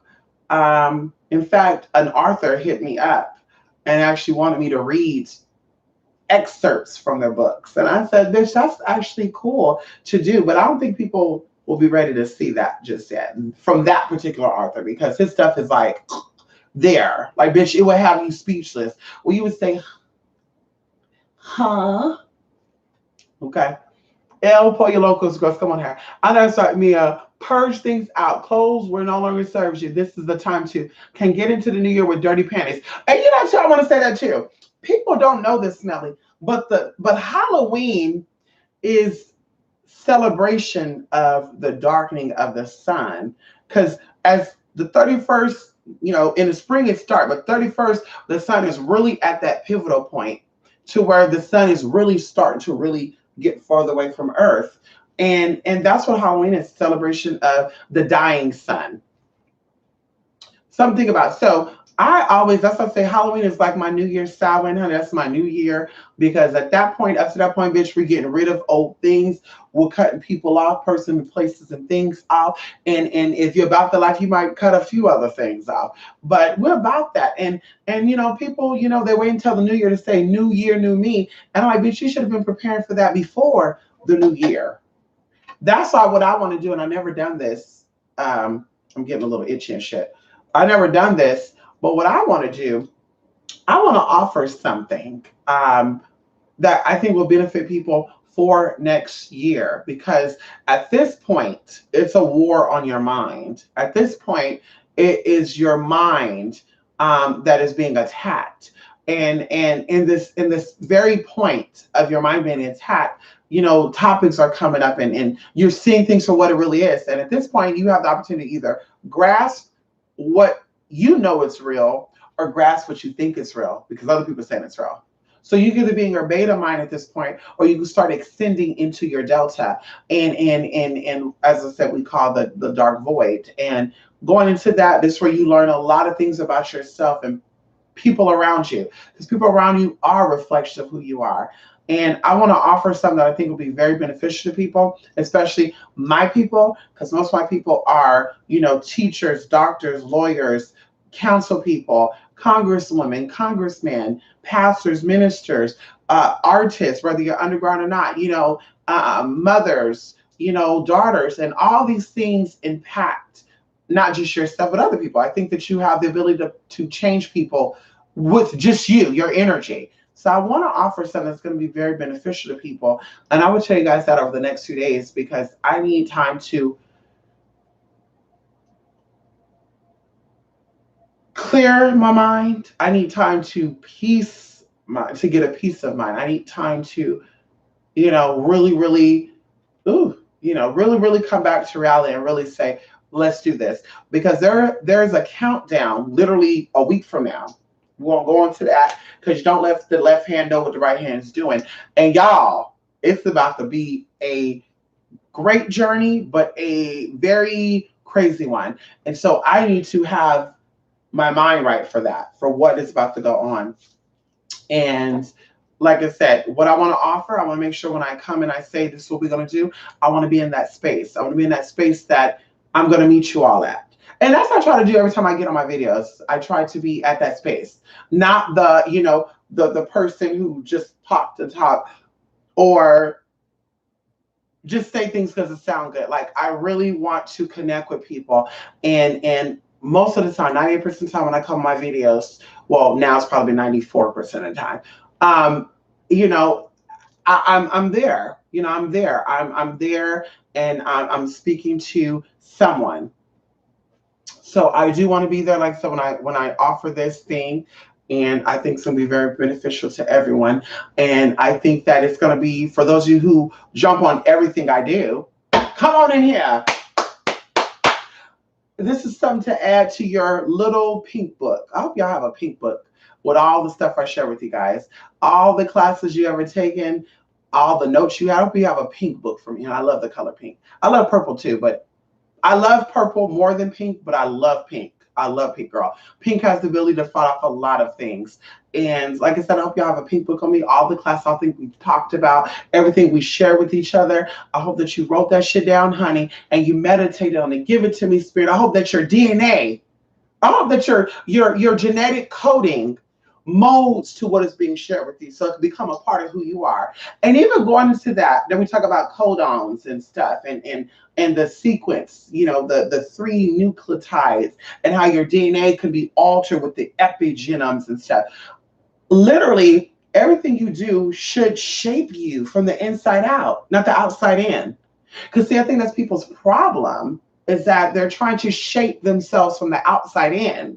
So they're trying to bring in men and women and friends that's going to help them do something in the inside. It doesn't work that way. You have to change the inside first, and then the outside will follow. And then things will happen where you would say, And I tell people this when we do work together, when they're trying to cut people off. Change your mindset. Don't ever think, I need that person. Oh, I got to deal with that person today. Don't even think about them. And watch how everything else that you say you want come into play. Because a lot of us, we attract what we don't want because we focus on people that we don't motherfucking need. And when you focus on people you don't need in your life, you attract things that you don't want. When you focus on things that you need in life, you attract people that you motherfucking need. Because with space come motherfucking opportunity. And when you don't have open space, because you got a nigga there because he dick you down good. Oh, he give me the good deeds, so I don't really care. Bitch, now you're taking up the room of the real man who could be a real husband. Now you're taking up the real space. You're trying to have a child. That space right there is your child that you're trying to manifest. And that's how I tell people, this is how I know that magic is real, because it is in your DNA. It is in the chemistry. It's in the biology. It's in the anatomy of the human body that you literally can shape your life and your experience by your thoughts. And your thoughts is what shift the cell membranes within your body, which then creates magnets to pull in what you need. And the reason why you cannot get what you need is because, like I said, you're entertaining shit that's really not that important, and you think it's important right now. But trust when I tell you this, when you're faced with either your life is gone or someone you love, their life is gone, then it hits you and say, oh my God, I spent 20 years doing this. Why? You start beating yourself up, but then you cause yourself to become even more damaged because you cause cellular damage when you beat up yourself. Bitch, you bummy. You ain't gonna do shit. I'm a basic ass bitch. I ain't gonna have shit. Nobody love me. That's what I tell people. I can't be up in that space. If you don't love yourself and you're trying to learn yourself, say that. Don't say, I'm trying to love myself, but I don't love it. I'm trying to love myself, but my mama and daddy didn't love me. Who cares? Your mom and daddy was donors anyway. They were used by the supreme being to allow you as a portal to come into this world. And now it's your job to finish whatever that is. And that's the important aspect to remember. So everything that you've ever gonna that you are experiencing now and that you are gonna experience, and we know it's gonna be great because we're gonna speak that into people's life. We know it's gonna be great, it's gonna be powerful. You're gonna cure any generational curse that's been placed on you. You're gonna get past anything, any obstacles that have been placed on you because you're black or because you're white. Because white people get discriminated upon too. Let's talk about it. Everybody faces discrimination. Okay. But you're gonna get past these obstacles because the beta world is telling you, yo, they don't like you. I told y'all I was in this place. I want to just say this because this is one of my experiences. I went inside a Metro PCS, and I remember they had a promo going on, and they had just ended the promo, right? But I think it was like a time limit, like 5 p.m. or something, Eastern Standard. It was something weird like that. And I remember I walked in there with my Tika Minj on, and I had a headpiece on. That's when I was heavy into like my Indian culture, or the Indian culture, not my Indian culture. I love Indian men though. But I was into like the saris and stuff. I wore that as the regular clothes, y'all, every day, all day. And I go in there, and there was a black lady who was being rude to the guy, and I'm paying attention. She was being rude to the worker. Like, what you mean a deal fucking in? Like, just using all these profanity words. And the manager's doing his job. I can tell he's getting nervous because he's getting sweaty and stuff and clammy. And then he's like, hold on, let me go check. So he goes in the back, and I know he's just back there saying, and the girl, she's like, oh my God, so beautiful. I know that's right, sister. They always trying to hold a good woman down. And here you are with a headdress on, showing these motherfuckers that you're a goddess. I know that's right. And I'm just like, wait a minute. What? Like, what? Like, I'm not wearing this headpiece for anybody to see my royalty, bitch. This is what I wanted to wear today. So I'm not sure what that means. But I was like, thank you. And she said, yeah. She said, yeah, we go through a lot of shit. Da da da da da. And at that point, bitch, I want to be like, girl, please don't include me in that because that's not my reality. That's your reality. That's not my reality. But of course, the type of person I was sent from her, that she probably would have decked my ass out. Bitch, fuck you. And probably ran down. So I'm just listening to this stuff and I'm like, and I'm just taking my mind somewhere else. So I'm not absorbing what she's saying. And y'all, literally when I got up there, I was so nice to this man because I knew what he was going through. And I believe it was the LK7 or the K7 phone from LG that they were getting rid of the deal from. And I was so calm him because I knew he was going through a lot. And I said, I don't want to make his day like that woman made his day. So, and then plus she black. So he's like, oh, here go another black rude bitch. So I'm like, yeah, hi, I was trying to get on here in time for the deal, but I overheard the conversation where it ended with this lady, da da da da. And let me tell y'all something. He first he apologized. He said, I'm so sorry that you had to experience that. And I said, no, you don't got to apologize. I understand that. And he said, but you know what I'm going to do for you? Because, I just kind of had a screwed up day here, da da da da da. I'm going to give you that deal. And he said, what I'm going to promo everything out. And I believe I was on the phone with LaShawn when I was going through all this. And I said, oh my God, really? And I was so happy, y'all. But I knew in that moment that he was giving me the experience that I was going to give, that I was giving him.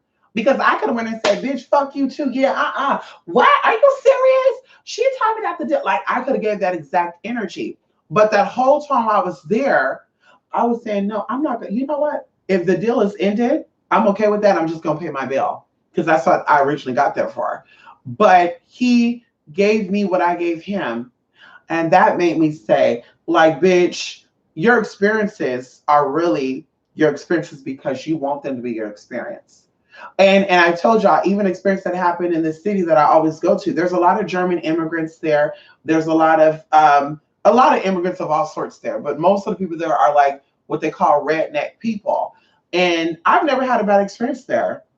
But a lot of people I know that look like me, that are brown skin, copper tone, Aboriginal, I don't know what they call themselves. They're like, I'm never going to go there. They were looking at me funny.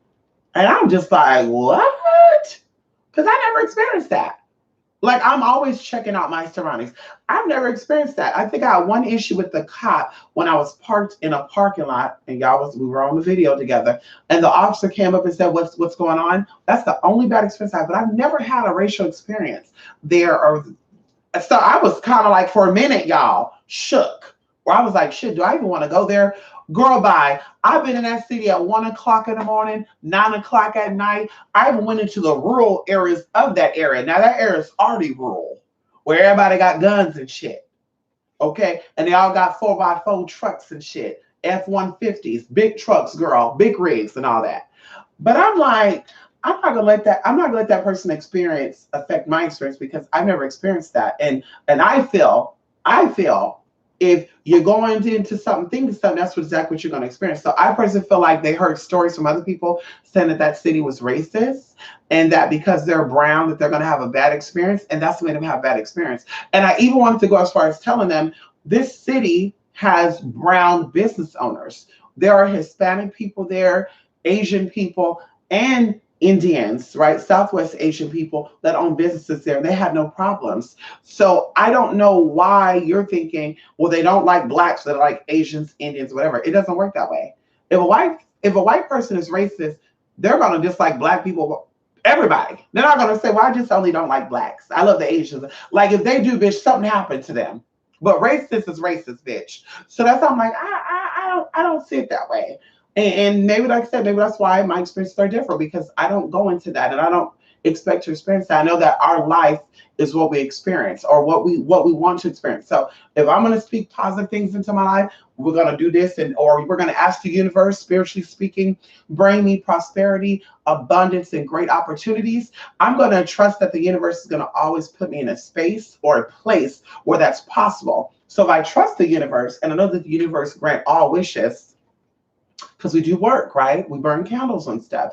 Then I'm going to trust that the universe is going to also not put me in a space where I will feel an experience opposite of what I'm asking for.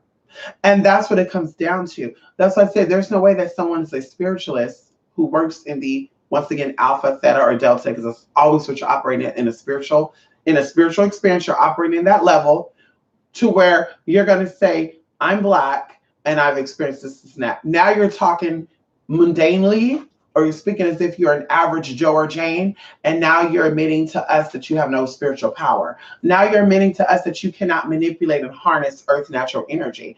Because when it comes down to Earth, Earth does not discriminate.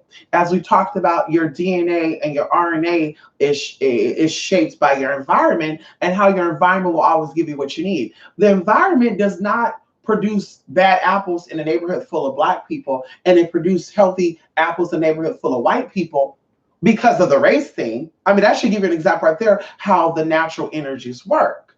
But because you've been brainwashed by beta thinking people or people who are too weak to influence their neocortex brain, you have fallen victim of that, and you allow them to shape your. Well, let me look up other people that experience life like me, so I can uh, validate my victimization.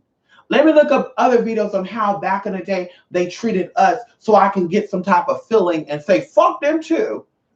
Excuse me. Excuse me. That's not how you're going to change it, sister. That's not how you're going to change it, brother. Be who you are. Be proud of who you are. But don't oppress or try to attack people for their ignorance. Bitch, come out on the other end. And even going into like gay people stuff too. Excuse me, you're not going to get back with the heterosexual people by hating them and doing anti-straight campaigns and going in and reading down and all sorts of good stuff. You're going to get by being true to yourself, staying true to who you are, and keep expressing to them, you may not like me. You may not even love me, and I don't expect you because you don't like or love yourself. You're still trying to figure out who you are. But I'm going to tell you this. I understand that you're a human, and you are meant to experience what you're experiencing now. You're existing because you're meant to experience it. So I ask, and you don't even got to get into all that because, bitch, that sounds a little corny. I wish you the best. I hope God continue to bless you. Girl, bye. Just educate them, girl, and walk away. That's the good thing about castigating and correcting. When you get shady and messy, you stoop. They call you nigga, you say honky. They call you faggot, you say nigger, you go back and forth with them. You faggot, you nigga in the wig, okay, you fat bitch, ain't gonna get shit, yo nasty pussy out. So you spewing hate with hate. Why not educate them on it and say, oh, you have a problem with trans people? Shocking for a woman who's so into herself and think the world of herself. You're a queen, honey, right? You're the baby maker. Why are you so threatened by a trans woman? And just walk away. Bitch, you don't even gotta entertain them because they want you to get up mad and irate and shit. Oh, I can't do the gay people.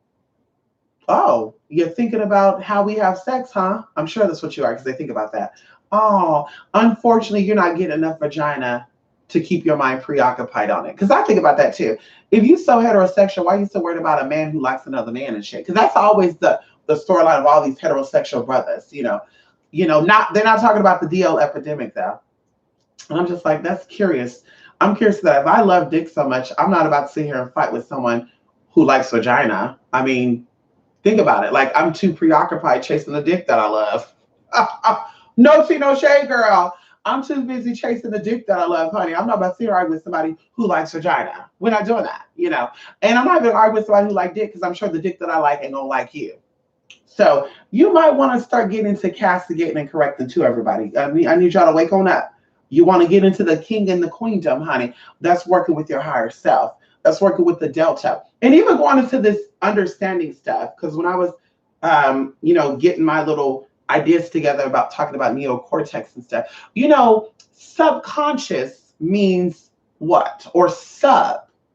Let's back on out of this for a minute. Because I watched a video where a woman said, in English, understanding means that you are beneath the knowing. And I said, well, how that's true? Because how is that true? Because the Bible says understanding. And understanding doesn't mean to become servant-like. Understanding means to believe it or to do it until you actually feel it underneath the surface. So, subconscious, we're going to go into the meaning of sub. Can we all grab the dictionary and look up the prefix sub, meaning prefix? Okay. So, here we go. Okay. So sub is a prefix occurring originally in loan words from the Latin word subject, subtract, subvert, or subsidy. Okay. Come on in here. To remove, to take away. Oh, come on in here. On this model, freely attached to elements of any origin and used with the meaning under, below, beneath, okay, which is also subalpine and substratum, slightly, imperfectly, and nearly, okay? So another term for this is when people came up with the word overstanding. That's a very arrogant term right there because the word sub also means slightly or imperfectly. And we're made from sin, which means we are imperfectly made. That's why we live here, girl. That's why we're here on earth, because we're not really perfect. So the word, as I said, sub, conscious means beneath conscious, but subconscious is actually higher than the conscious mind. So if subconscious, sub in front of conscious means below, but the subconscious mind is high, is powerful and greater than the conscious mind, then where in your logical mind or your conscious mind that you believe that changing understandment to overstandment makes you above it or greater than? I mean, that's a real question I want to ask people. Because the subconscious mind is greater than a conscious mind. So what's beneath is more greater than what's above. And see, that's what we talk about in the world. When we talk about overstanding, this is why we're out here, not in here. See, when we overstand, we're outside of ourselves, right? We get beside ourselves, they would say. So we think that we're greater than everybody else because we're Black, or we're heterosexual, or we're Muslim, or we're Christian, or I can have children and you can't. But when you understand, bitch, you see the lining, you see this is why it is what it is. This is what it is. Beneath the whole surface, beneath the facade, you see people and things for exactly what it is. So that's why I said, bitch, I don't use the word overstanding, and they said that understanding curses you. I don't think so. I think my understanding, my intelligence, my witness, my articulation, I know that's probably not a word, is above a lot of people that are older than me and my age. And I use understand a lot.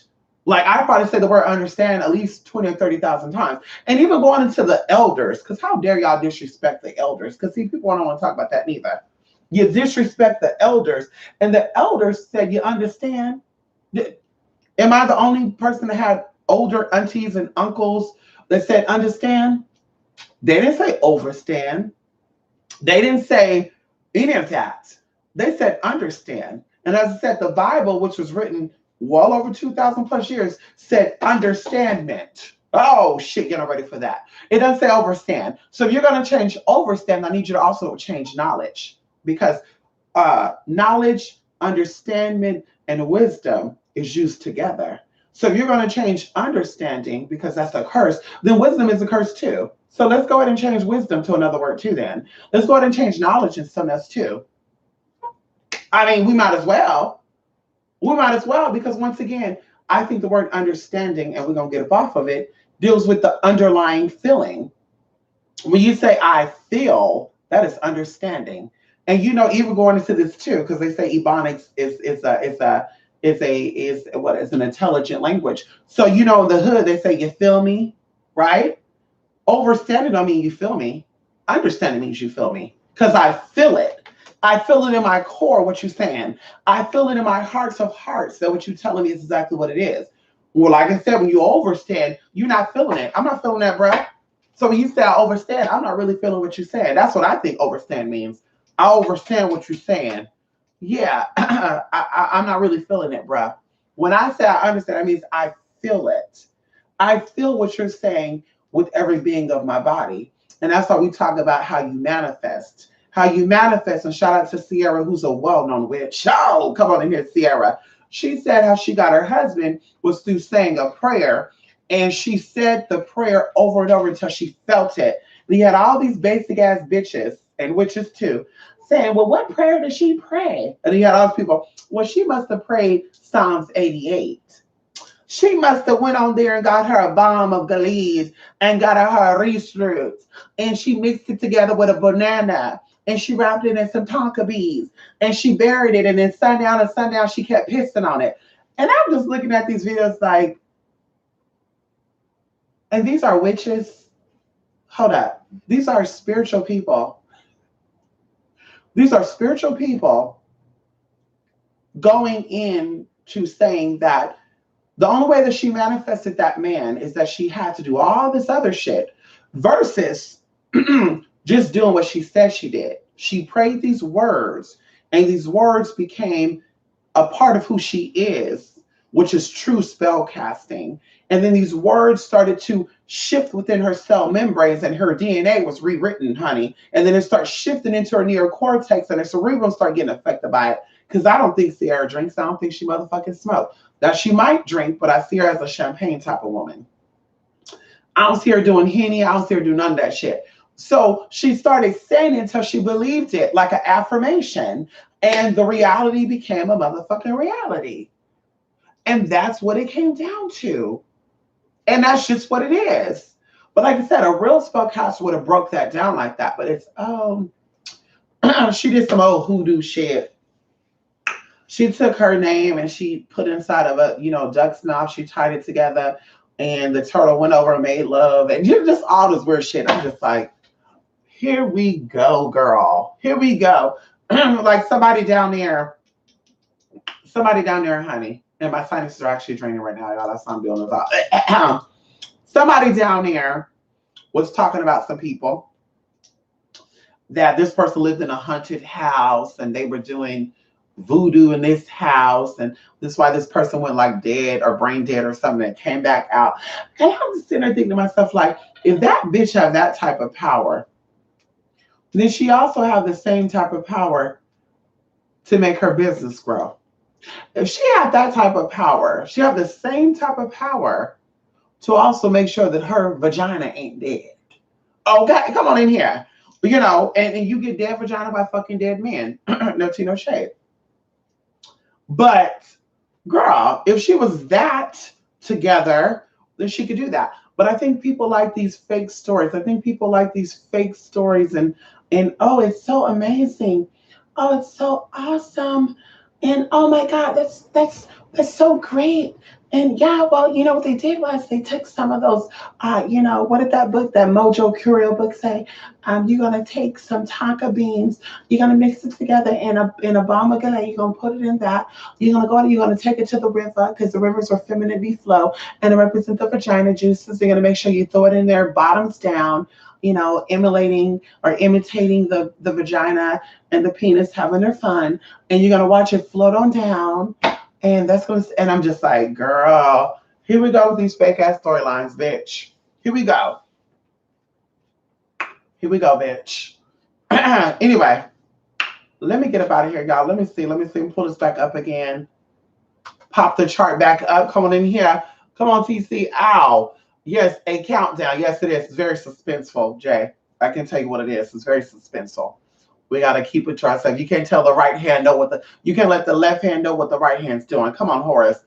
Al, they call dark people Indio. That's crazy. Yes, honey. Al. Well, Indio is actually Spanish for a male Aboriginal or a male Indian. Come on in here. And India, come on, shout out here to India Ari. See, India Ari, she knew her tea. See, India Ari means Aboriginal of the air, girl. If you a singer, they also call singers songbirds. So India Ari said, you know what? I'm an Aboriginal woman. Now, she said in songs, black woman, but she's an Aboriginal woman. And she, anyway, we'll keep it at that. I don't waste my time with that. Anyway, so yes. India, Indio, then you have La India, ooh. Melly, you kind of give me her tea, actually. Come on in here, Melly, La India. Hey, Larry, honey, how you doing, Larry? Yes, honey. Yes, honey. Ow. Yes, honey. Stay cool and is it hot over there in Florida? I don't know what it's like over there right now. What is it, September?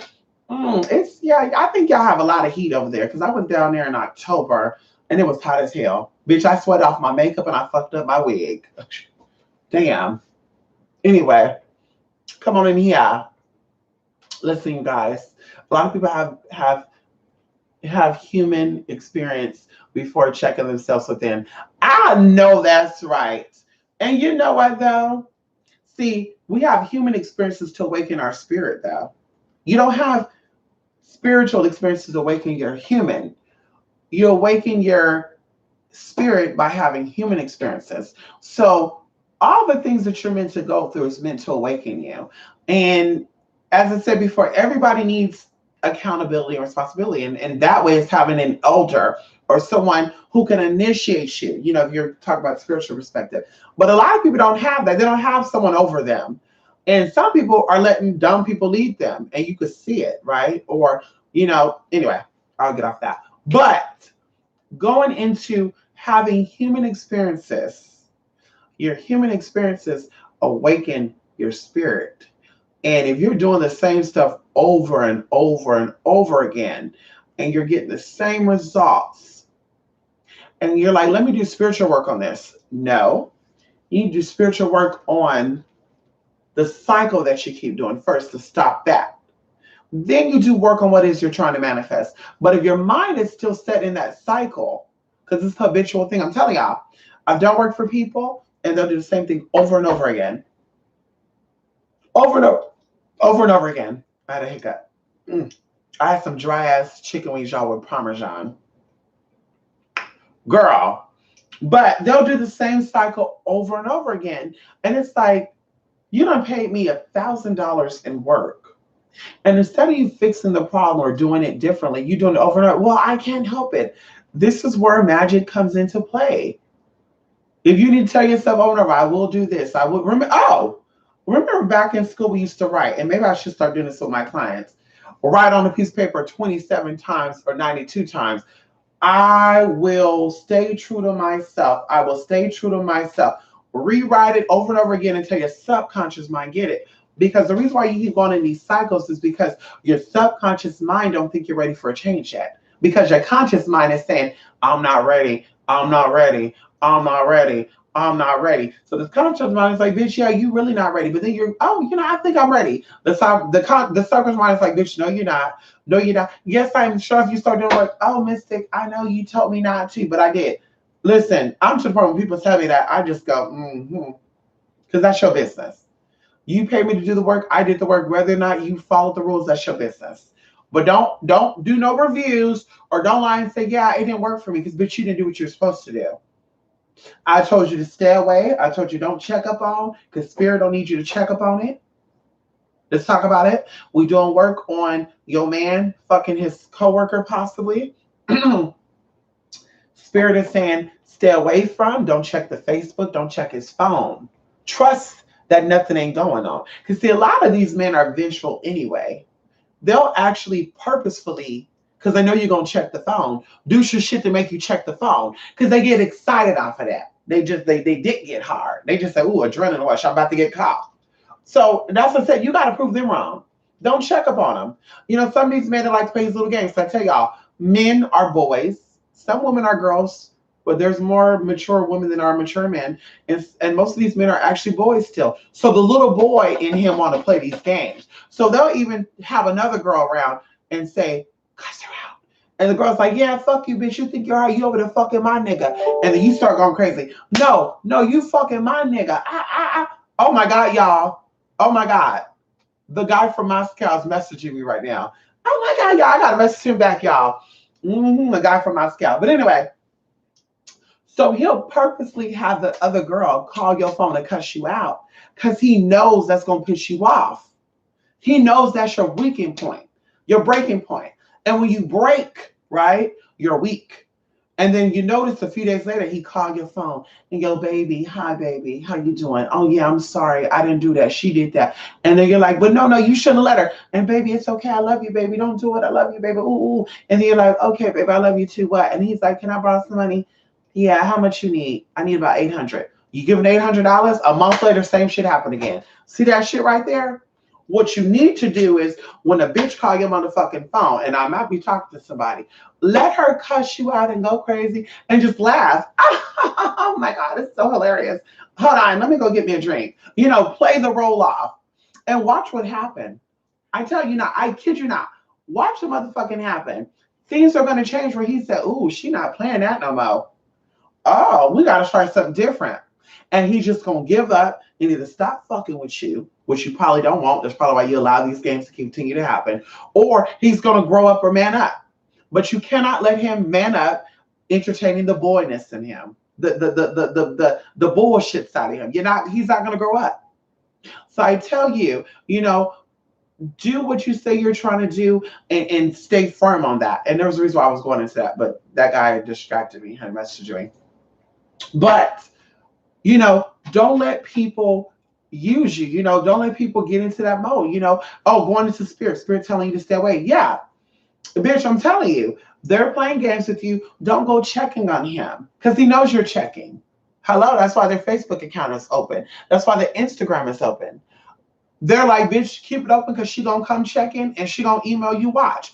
As soon as you send that email, didn't I tell you she's gonna email you? So what can we do to fuck with her head? I don't know, but you gonna figure it out. Then sure enough, girl, she start playing your inbox. She start calling your phone. I'm telling you, bitch, don't fall for those games.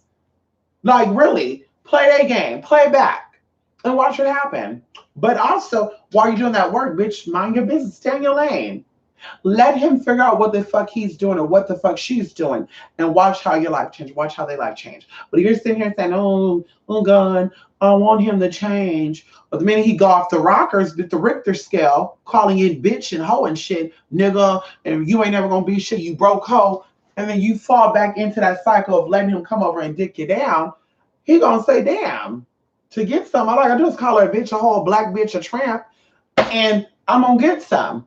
Fuck that shit. You not gonna disrespect me. I don't care who the fuck you are. You're not gonna disrespect me. Somebody came to me and said, Mystic, how do I attract a king? Be a queen. I mean, I am a queen. What makes you a queen? Well, I'm an intelligent black woman. I have a job. I have a house. I have a car. Oh, wow, girl. Come on, sis. And then, I'm a nurse. I just bought my first car, paid off my loans, I have good credit. Uh-huh. Okay, what else? And they just stop there. Okay, well, how do you feel about yourself, though? Do you love yourself? Do you live up to these titles that you're giving yourself? I mean, well, what do you mean by that? Yeah. Do you love yourself to where, bitch, you can be without a man for the rest of your life? Well, I mean, Misty, you're stupid. If I wanted to live without a man, I wouldn't be asking you how to get a man. Well, maybe you're putting all these titles that you have to the side for some desperate dick. And maybe these doctor titles, your house and your car is going to attract men, but they're not going to stay for long. Oh my God, how did you know that? Bitch, that's not rocket science. That's actually psychology.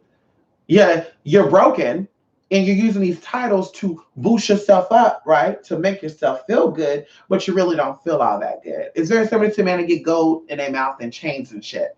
Those ones right there, they'll really like themselves. Because, bitch, that's not who you are. You're not those gold chains, the gold teeth and shit, the tattoos on you. That's not who you are, girl. That's not you. You're using that shit to cover up something. So how do you truly feel beneath all that? Understanding. How do you really feel about that? And that's why you're attracted to what you're attracting. So you're not a queen because you're a doctor or you went to school to get this or you got good credit. You're a queen because you have reached the queendom status. You have awakened your subconscious mind. You will not tolerate bullshit and bummy ass motherfuckers. You will equate yourself or be with people that you equate yourself to. And it's not you saying that you're better than people who are not where you're at yet, because eventually they will get there, whether it's this life, the next life, or the next 100 lives. But you need to awaken who you are, Jacob's ladder. And then once you get there, then everything you want and the people that are equal to you are going to come in and you're going to say, what? Whoa, ow, ooh, oh my God, what's going on? I never got this before. Oh, I'm telling you. We did work for somebody. I'm going to be gone. We did work with somebody spiritually, and these people are being attacked, right? This person being attacked by her coworkers and stuff. They were all teaming up to get her out, y'all. You had voodoo people, you had hoodoo people, you got masquerade people, you got Syrian people. They were just doing shit on her. She said, I'm having nightmares. I'm being attacked. People are following me. They're flattening my tires. It was a gang stalking situation. And I said, we're going to get the spirit, and the spirit that we're going to use. I love the spirit so much. We're gonna use the spirit, but while we do the spiritual work, I need you to be in this space. Oh my God, I've never been there. How's this gonna happen? While we do this work, I'm gonna walk you through it. We're gonna do it. We're gonna do it. We're gonna do it. When I tell y'all, literally within a week of doing this work, I was getting, and I still got these emails too, because they were in fact one of my most they're one of my most memorable customers. A week later, honey, I don't know what's going on, but they dropping like flies. What do you mean? Because I'm like, oh God, they dying. We don't want nobody to die. A girl, people are calling in sick. They got the flu. There's some type of bug going around. People were getting fired. They did an investigation behind the scenes. They were finding out. And I said, stop right there. The spirit is working. But I mean, how would you know that there was an investigation going on in my job and to send the spirits to come and do it? I didn't know that. What spirit does, spirit knows all things. The spirit comes in and do what it says that it's going to do, or you petition what to do. So you say, spirit, get that bitch together. And spirit feels that the bitch needs to get got together by making her period last for 30 motherfucking days. That's going to motherfucking happen. If spirit feels at that time, that's why I say you don't worry about that. The spirit feel like the man is fucking around and I want him to stop fucking people. If spirit make it to where his dick cannot get hard, it's not going to get hard. And then you may say, well, we tried doing it, he couldn't get hard. Honey, yeah, that's spirit working. Well, I want him to get hard for me. Do you really? Have you had him check? Because you said this man was out here sleeping with your neighbors and shit. You don't want to get him checked before you fuck him? I mean, because he's fucking other people, right? And he's probably fucking them raw. Because that's the thing nowadays, bareback. Raw dogging. That's the thing now, girl. Yeah, the man hit me up, didn't even know me on Snapchat. Talk about he want to do it raw to me. Send me video clips of him having, oh girl, just disgusting. I said, bullshit. Okay. So either way, she got what she needed. And then something happened, you guys. And she started emailing me because she's like, listen, this is only something that a spiritualist can do. And I said, babe, when I tell you this right now, I had nothing to do with that. Are you sure? Are you sure? Because da da da da.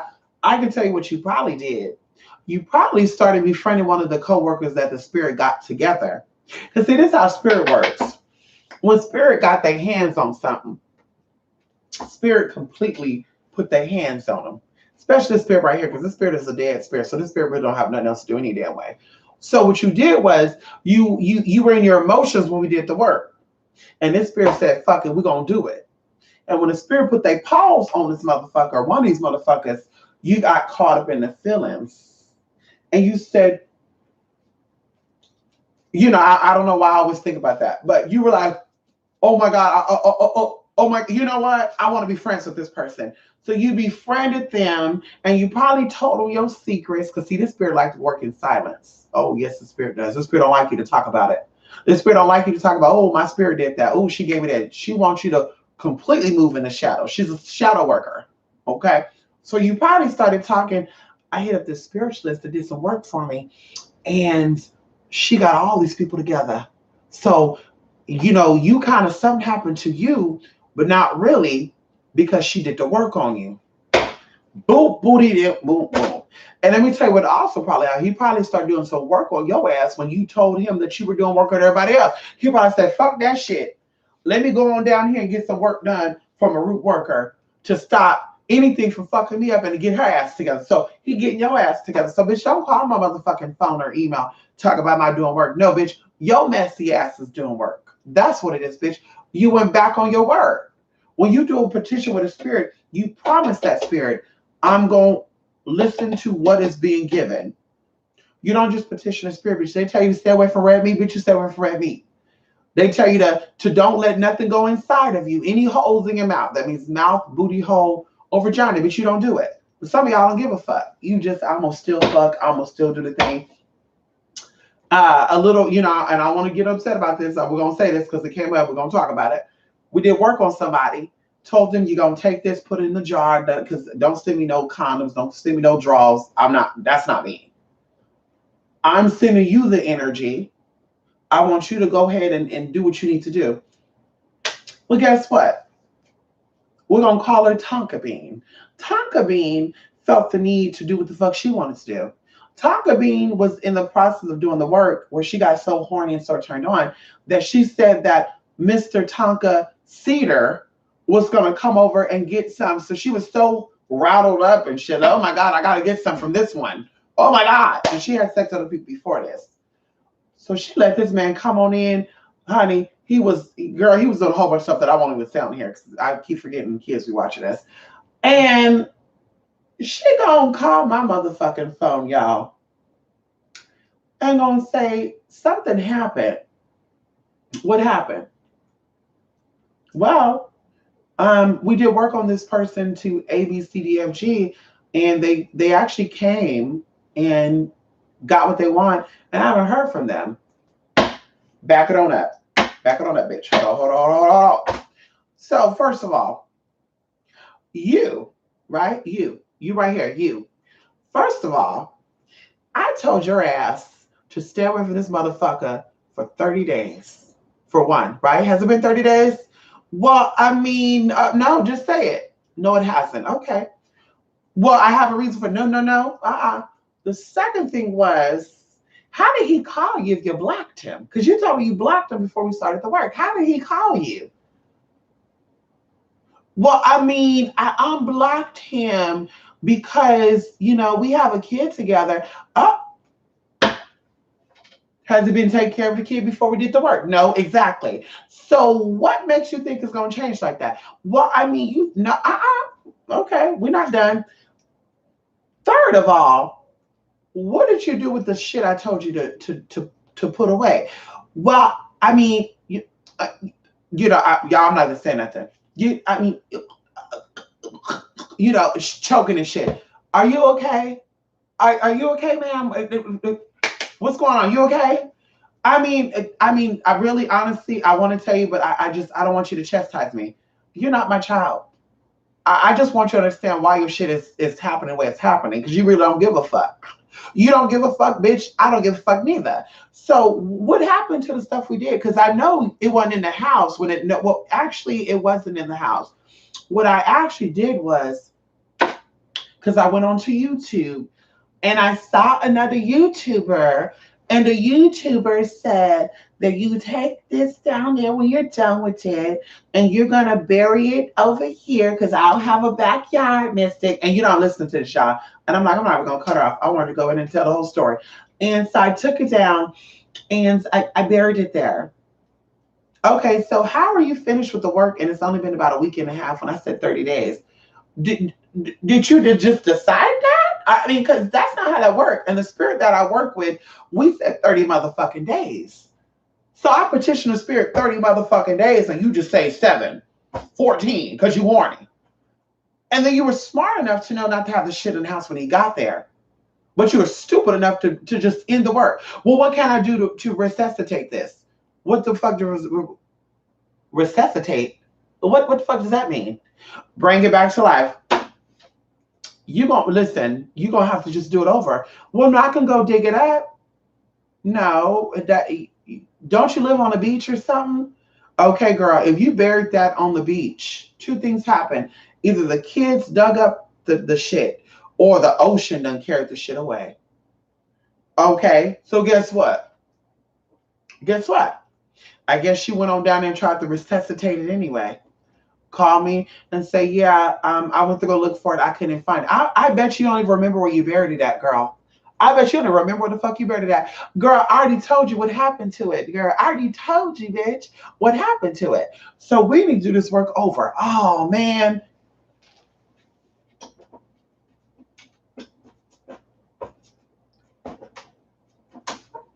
What you mean, oh, man? It's not like you did the offerings. It's not like you sacrificed a week of your time. You know, you were horny. You didn't. I mean, because I was horny too. I don't remember what sign. There was something going on with the energy though, y'all. Because the gas station man was trying to give me some. The delivery man was trying to give me some, y'all. The car sales was trying to give me some. The bank teller was trying to give me some, y'all. I was just like, what the fuck is going on here? And I thought it was the oud oil I had on, but it was some other shit going on. Because it was girl, the homeless man was trying to dick me down. I said, Jesus, what the fuck is going on? But I'm just like, you wasn't doing all the offerings though. In fact, while I was doing the work, you were back there with your legs behind your damn head and having shit sucked out and put in and spit out. Because she told me the whole experience what he was doing there. And I'm just like, girl, that's something you do with your husband any damn way. That's not something I'm doing with anybody that we just fucking. Bitch, that's what you do with your husband, girl. You suck it from the back, you let him stick it wherever he wanted. Ow. But I said, girl, I can't. So that's why I kept telling you I want to do work with people who want to get work done. If you're playing, I just want to see what it's like. Okay, girl, you go ahead and because that's what the clients would say to me when they call me. You know, I don't know what it's like to be with a trainee. I want to see. You want to test, bitch? You want to experiment, huh? Go find a test tube, baby, bitch, or give me some motherfucking money. Give me some motherfucking money, nigga. Then we'll think about it. Oh, well, if I pay you, you said we can do it. No, I didn't. I said I'll think about it. Ow. I don't get, bitch. If you come in looking like Ripple Still Skin, bitch, ow. And I don't care if you had $1 million, bitch. I'm sorry, I'm not doing it. It too and shit, bitch. Chapter 2 and shit coming here looking like a damn ordiphaloid and shit. Bitch, the fuck? Girl, we don't do that. So anyway. That's right. Spirit would handle all things. Come on here. You open the right hand to the enemy. They got her back info. I know that's right. Once it's buried, it's done deal. Listen, she just told Spirit Melly, I'm going to do what I want to do. And Spirit said, well, bitch, you want to play with me? I'm going to play with you too. And she might still be going on a ride. I don't know. I haven't talked to her. It's been probably about almost 2 years. But she might still be going on some type of ride or something. I don't know what Spirit's doing with her. But I'm just like, how hard is it? If Spirit tells me to sacrifice YouTube for a week and the outside world, I'm okay with that. Because you can have groceries delivered to your house and stuff. You don't even got to go grocery shopping. I can go to a website or whatever, order groceries, have it delivered to you. So you don't have to go outside. If Spirit told me to do it, I'm going to do it. Wherever you say to go, I'm going to tell you I will because I love you that much. That's a gospel song, but it still applies. If Oshun says, oh shit, come on in here. If Oshun says, don't you do it, I'm not gonna say, well, I've been doing this all these years. Why not now? Bitch, I'm gonna say, oh shit, you know something I don't know. Let me not do it. And I'm telling you, it always pays off. But people are in the same cycle that they're in because they want to be there. They don't want to change. They say they do, but they really don't. And it's how a lot of these spirituals are making money off of y'all. You know, these fake psychics, these fake root workers, fake spirituals, they're making a killing off of you all because you're not caring. You want to be in the same cycle. Yeah, it's been 5 years. I'm still doing the same shit over and over. Maybe we need to do it again. And one of them gonna try to tell me, well, magic takes time. No, magic takes time to those who are naive. Magic takes time to those of you who are not experienced. If you are experiencing magic, then you understand that the more you're focusing on it, the more powerful it's going to be. And not in the sense of how it's going to happen, but just knowing, oh, I'm so thankful for this new job that I have right now. I'm so happy about the new man that I have. He just makes me feel so good. And girl, say it until you feel comfortable with it. Not, oh, I really don't got a man right now. And honestly, you won't be standing too long any damn way. But that's what it's about. And of course, some things do take a lot longer. But I'm telling you this right now, manifesting a man doesn't take that long. Manifesting a new job don't take that long. Maybe if you went from being broke to wanting to become a millionaire, that could definitely take some time. But getting a man, it don't take that long. It doesn't. Especially you're starting to do work. Because you want to do magical work, then you start down the physical work on yourself. Seeing a therapist, seeing a psychologist, going on and see what trauma, what traumatically is stopping you from getting to the next level. But if you're already doing energy work, then bitch, like I said, girl, it should be there already. The man is already here, Mystic. He knocked on my door. Mystic. And I'm telling you, Spirit, when you're doing the work, Spirit, I want this man to be blah, blah, blah with this. And I'm telling y'all, I had so many signs about stuff that I've done work on that I really want to go on to this. So I'll be here a lot longer and I was only supposed to be here for an hour. But I had experiences, y'all, to where I told Spirit to a T. Sometimes I can't see things the way it should be seen, Spirit. I want you to make it to where I hit my head.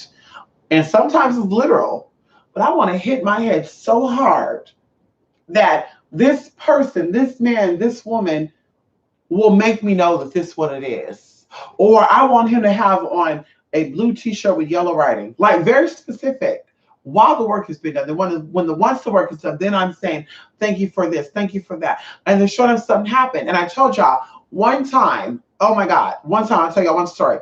I used to go to Safeway a lot. One time, I was not feeling too good. I said, let me go to Safeway and give me some ginger ale and some tomato soup and some crackers. I was just not feeling too good. It was like a headache, it was probably like a flu season. Flu season was coming on. And before that, I was doing work on something because I was like, let me do a video. I want to do a video with a certain type of person because I knew it's going to be very profitable. But I was like, let me do work on that. God, bring me this person on. I got to go looking for them because I don't want to go on local space and blah, blah, blah, blah, blah, blah. So this that particular, I guess this was energy shifting in, but I was feeling like, ugh. And I forgot about the work that I did, like literally a couple weeks prior. So I go to the store walking and I'm just like, oh my God, oof, I'm not feeling too good. Get to the store and I'm looking for the tomato soup because they had so many. And I was like, okay, I want one that doesn't have high fructose corn syrup in it because that shit makes me very nauseous and it drains me. I cannot have high fructose corn syrup. So literally, I'm doing this, looking, and this guy was like, hi, you need help finding something? And I'm like, no. Do you work here? And he's like, no, but I saw you looking for something and I see you just keep zoning. You know, I guess they call this zoning. I don't know. And I'm like, no, I got it. And he's like, are you sure? And I'm like, yes, I'm sure. Thank you. So, thank you. So I'm continuing looking for the soup. I finally found the soup, y'all. Walk to the front and something fucking dawned on me. At that moment, Oprah called it an aha. I said, wait a minute. That was the guy I was supposed to do a video with. Oh my God. So I'm literally, y'all, going through the store looking for him. You know, just be like, hey, who, ha, ha. He was not there, y'all. So, of course, I was like, damn it. Shit. Bitch, you always telling people when you're doing work with them and shit to always have their eyes open to what they ask for because the universe always give them what they ask for. And also make sure what they ask for is what they want because be careful what you ask for because you just might get it. So I'm just replaying this to myself like, bitch, you stupid bitch. So I get my stuff, y'all, and I go home. Let me tell y'all the gag. The gag is I went back because at this time a lady worked at Starbucks. Come on in here. And the lady that works at Starbucks, when I went back a couple days later, we won't say her name because I'm going to say her name right now. Somebody out there might know her. And she said, hey, can I ask you something? And I'm like, yes. And she's like, I'm not trying to be in your business, but when you came the other night, what were you doing? And so I'm sitting there thinking to myself, like, what am I doing? Because she actually, the funny thing about this, y'all, she actually, and that's not important. So she was like, yeah, what were you doing? And so I'm sitting there thinking, like, what was I doing? Because I know I'll be, you know, I'll have my music on. I'll be like walking like I'm on a runway and shit. So I'm like, I don't know what. I was like, I don't know. Why? And she said, well, one of my people said that there was a tall, gorgeous woman, and I know it was you because you're always here, that was being very rude and very disrespectful. And he said he maintained his composure, and this is why he is single, and this, da, da, da, da. And I'm like, no way. So I'm sitting there looking at her, y'all, and I'm just saying in my mind, thank you, Spirit, thank you, Spirit, thank you, Spirit, thank you, Spirit. Because I said, give me the experience to where I know this is what it is. Like, I got the idea after he left, but I thought it was over. So she was like, his name is Sta, right? Sta, and this is his number. And I'm like, so wait, I cussed him out though, and he's already cussed, you know, he told you about me. So I don't want to call him because what if he hang up on me and cuss out? She's like, honey, trust me. So I'm like, wait a minute. So he must know the tea, or maybe he doesn't, because I thought she knew the tea too, because I don't really give a fuck. So we're on the phone, and you know, I told him, I said, yeah, I'm the black, tall, gorgeous girl that cussed you out. And I'm sure you're probably thinking that all blah, blah, blah. And he's like, how did she get my number? And I told him who. And he's like, wow, she's always trying to match make something. And then I'm like, well, you know, I'm gonna have to tell him eventually the tea. And I said, well, first I'm gonna ask some questions. So I start asking him about, have you ever done da? Would you ever blah, blah? And he's like, no, I've never done that. I'm kind of open. I'm kind of vanilla. I'm trying to get out my box. And I said, well, would you willing to be, you know, da? He's like, yes. So that's when it came out. He actually quit he actually quit what he was doing because I want to go on that, but he actually quit after we did this, y'all, because he thought that because the girl knew him and now the girl know me, that she also knows that he's into trans. And I had to ask her one day because she was like, you should come over. And I said, you know, how many friends you have that are, you know, the LGBT experience? And she's like, I don't have any. And I'm like, well, I guess I'll be your first. And she's like, you're lesbian? What is? I was like, no, I'm transgender. What? Oh my God, that's so crazy. Because I show her stories about being in school and shit.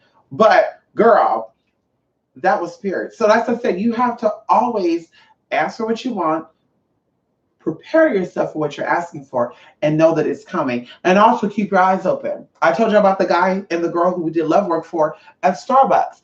A girl came in and said, I go to Starbucks every day. I want this man, blah, blah, blah, blah. Bam, let's do some work on him. Well, I don't know his birthday. I don't know his color. You know what he looks like, though. So I'm going to do the work. I'm going to sing you the tea through an impression, psychic impression. And I want you to put that into the work and watch what happened. And literally, she met this guy again.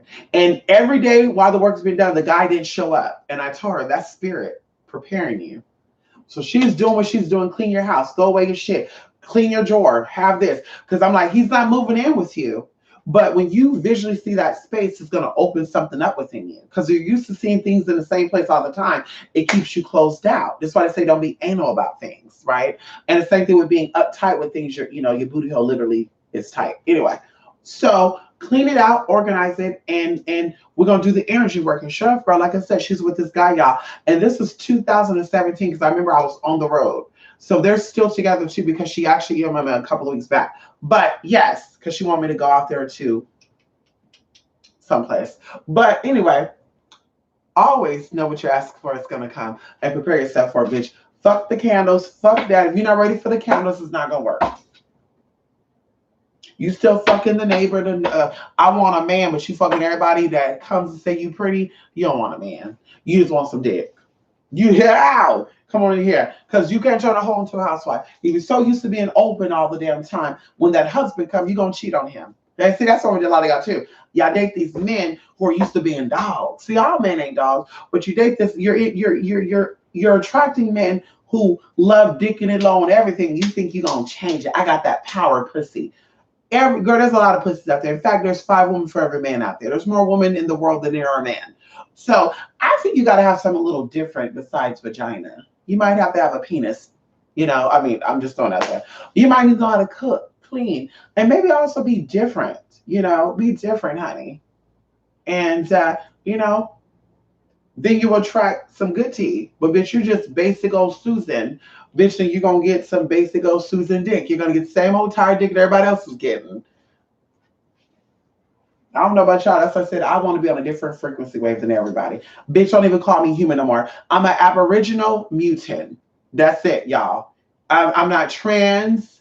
I'm not LGBT. I'm an M. So now I guess it's going to be LGBT M, honey. I'm a mutant and I'm Aboriginal. No, all jokes aside, bitch. I mutate.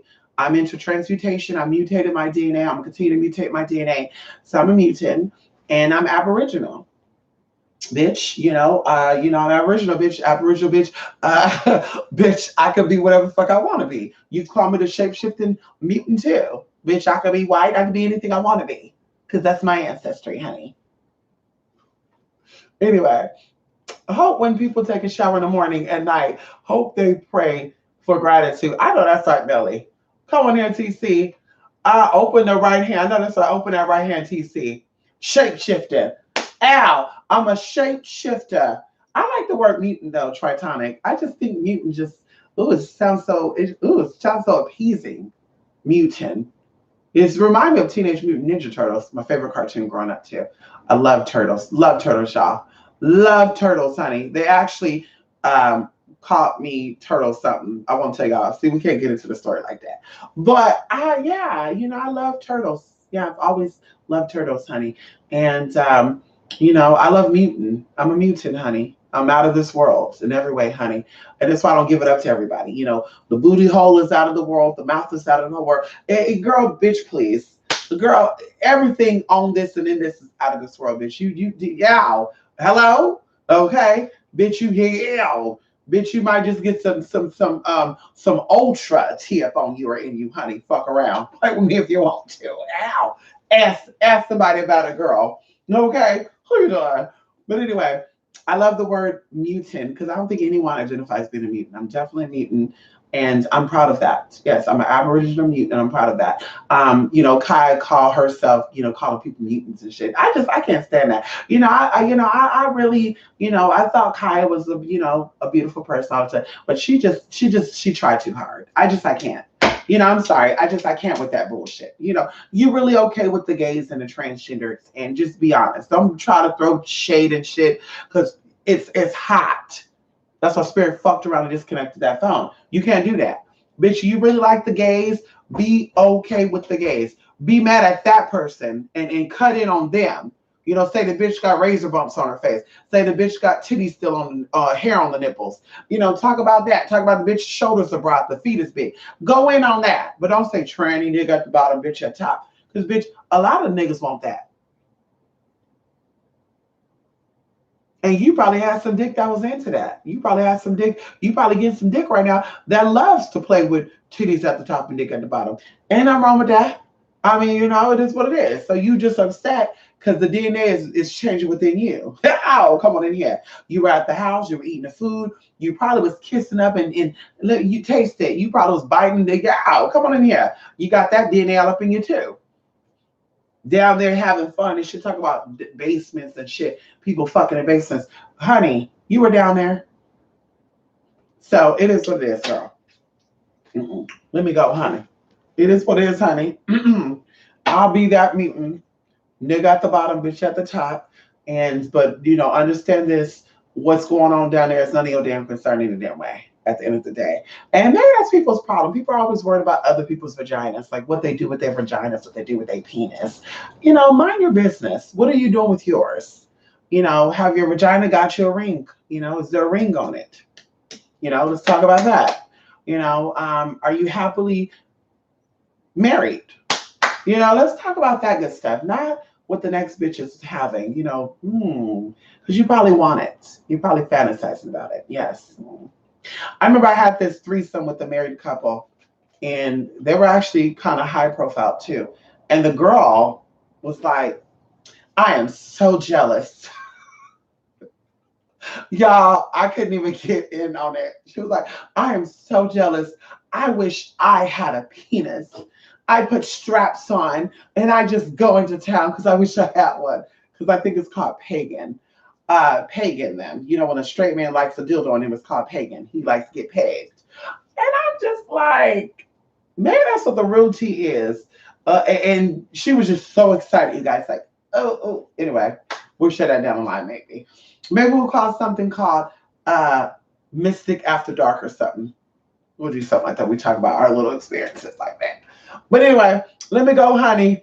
I know, so come on, Tritonic. Listen, you guys. I gotta go. I gotta go run some errands today. I gotta stop by the spiritual shop and do some teas, y'all. I'm gonna be doing a lot of stuff this week at home. And I'll be coming out with some stuff. Like I said, I'll be getting back to a lot of you readings and stuff. Some of you will be getting pictures tonight, if not tomorrow. And look, he was just got up, girl. He like, yes, honey. Ow, I gotta go too.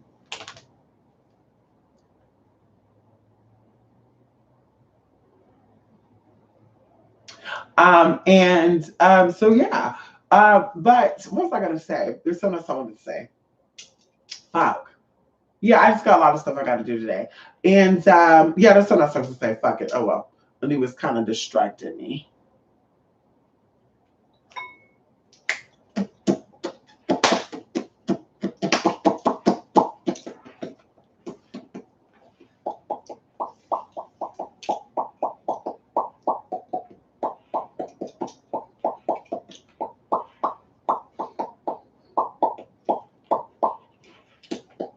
Oh my God. You too. Thank you so much, Mother. Yes, stay productive. Have a great day. And spend some time with your ancestors today, y'all. I think I'm going to say that all the time. Spend some time with your ancestors. Yes, show them that you are appreciative of the opportunity for you to be here. First of all, thank them for allowing you to come into the knowledge of even venerating them, and thank them for bringing you this far. Thank them for keeping you protected, honey, because every day you taking a motherfucking chance. Death is unknown. Thank them for allowing you to learn all that you've learned, and ask them to even amplify. Oh shit, come on in here. Ask them to amplify your experiences. Ancestors, bless my experiences. Help me to create the life that I'm meant to be. I'm meant to live. I'm a queen, so I want a king. I want to, you don't want to say nigga because nigga's attached to a whole bunch of stuff. But I want somebody who is there. I want somebody who is on my level. Or if you need help to give to ancestors, please connect me with people, person, place, and things that can help raise my frequency and my vibration. Show me the way. I won't listen to no bum ass music no more. I won't look at no bum ass TV shows. I won't be up on this shit because it's fun and shit. I'm actually going to invest in myself. And watch what your ancestors did. I kid you not, y'all. This shit just keep. I'll take all that off, y'all. But yes, thank them for being who you are. Come on in here, Melly. Hey, Rico, son up. Have a good day. You too. You too, Rico. My son ain't up yet. I got some time, Rico. I got some time, Rico. I got some time. I got some time, Rico. I got some time, Rico. Oh my God, you guys. Listen, y'all. No, we'll set up for another time. Listen, y'all. Let me go. I'm gonna take my baby out. I'm gonna come back in. I gotta do some things. Y'all, I gotta go to. I gotta go to the spirit shop. I gotta go to the place. I gotta go get the tea. I think about getting my initial calls and shit done today. I don't know. I don't know. I don't know. I don't know. Today is Monday. It's light. It's right. I'm craving spaghetti, y'all, with Parmesan cheese, like hell of it. That's what I'm craving. I think I'm gonna have that today. Slow cooked spaghetti with a lot of Parmesan. Sprinkle it, sprinkle it, sprinkle it, sprinkle it, sprinkle it, sprinkle it. So the person who paid for the class, I also sent you the link for the class. Please let me know if you got it or not.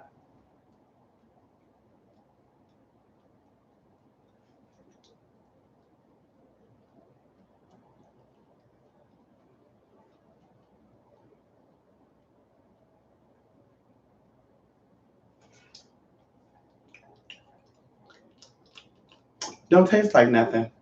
I don't know what the point. I don't know why Anubis like licking on me, bitch. I don't taste like that. Baby, you need to stop. You need to motherfucking stop. You know that? You need to stop. You do too much. You do too much. You do too much. You do too much. You do too much. You do too much. You do too much. You do too much. You do too much. You do too much. You do.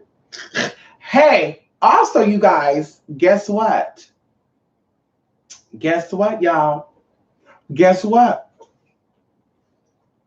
I forgot about that. Wait a minute. Oh shit. Wait a minute, honey. Oh shit, y'all. Wait a minute. I got something for y'all. I got something for y'all, honey. All my people out there, I don't know what y'all got planned next month to do, what y'all got going on, but we doing something next month because I think there's only so much you could do on the internet. And I like getting out and getting my hands dirty. I like putting the wigs up and I like putting on clothes. I like playing in the fields. Okay, bitch. And no, we're not talking about football or anything like that because I'm not a fan of sports. We don't do two-hand touch. We won't do, you can tackle them. It depends on what type of situation it's in. But none of y'all ain't doing that. We brothers and sisters out there, y'all. Y'all my spiritual family. We ain't there out. Okay. But I want to do a little something, something because, I was thinking about some things, right? I said, yeah, that'd be real, real nice. And I totally forgot. Like I was out of it for a minute. But I want to talk about this next week. And I hope that you guys ready for what I'm gonna say. Because bitch, I'm ready. Nigga, I hope y'all not afraid of no ghosts. I hope y'all not afraid of no spirits. I hope y'all not afraid to get down and dirty in a motherfucking cemetery. Yeah, because see, this gonna prove a lot of things when I talk about what we're gonna talk about, and I'm gonna let y'all think about what it is. Some of y'all might think it's a video coming out. You might think it's something we're gonna talk about, a topic. You might think whatever. I'll let the suspense build up until we actually talk about it, and I think we'll call it 30 days of 30 days of the Black Christmas. Shit, goddamn. 30 days of the Black motherfucking Christmas, honey. Ow, come on in here. Or I'm thinking 30 days of the Black Medallion. Or I'm thinking of 30 days of the Black Magnolia. Oh my God, it's even better. Black Magnolia. Oh, bitch, I'm ready. I'm ready, honey. I'm ready. This is gonna be exciting. And Rico, you better have time. Rico gonna get some information for y'all. Rico, you gonna have some time next month. Rico, don't you take no time off until the day that I'm gonna tell you. I'm gonna see your inbox on that. But all y'all better listen. Y'all better make a mark on your motherfucking calendar when I take out this. And because can we see, I get all the time, y'all. Can I see you, Mr. Can we do this? And girl, the minute I be like, girl, we're gonna do this. Oh, you know what? Actually, I'm so sorry about that. I'm so sorry. My itinerary was just switched around. Oh, sorry, my Rolodex. Oh God. And I'm saying like, bitch, please. So what we're gonna do, we're gonna make you show up or shut up. You're gonna show up or shut up. And I'm talking to my people. See, we don't got time to focus on other people, other motherfucking bullshit. We want to focus on those who, hey, I'm ready. That's what we're ready for. So anyway, when I tell y'all what we're gonna do, and Anubis is excited. You excited about that, baby? You gonna go? He playing with his little tooth bone right now. You ready to go out there and go see what it is that we're gonna do out there, honey? Yeah, you ready for that? Yeah, you definitely ready. So I'll let y'all think what it's gonna be. Is it gonna be a video? I don't know. Is it gonna be a field trip? Is it gonna be a meet and greet? Is it gonna be some type of uh, discussion panel? A live thing? Is it gonna be a phone call thing? I don't know. Calling testimonies? Is it gonna be a class? Mm, Definitely be suspenseful, honey. Ow, come on, Salwin. Ow. Yes, you know what?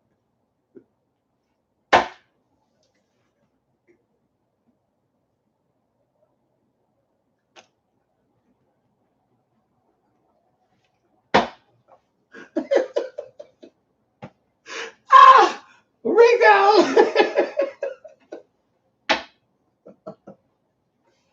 Ah, oh my God, Rico.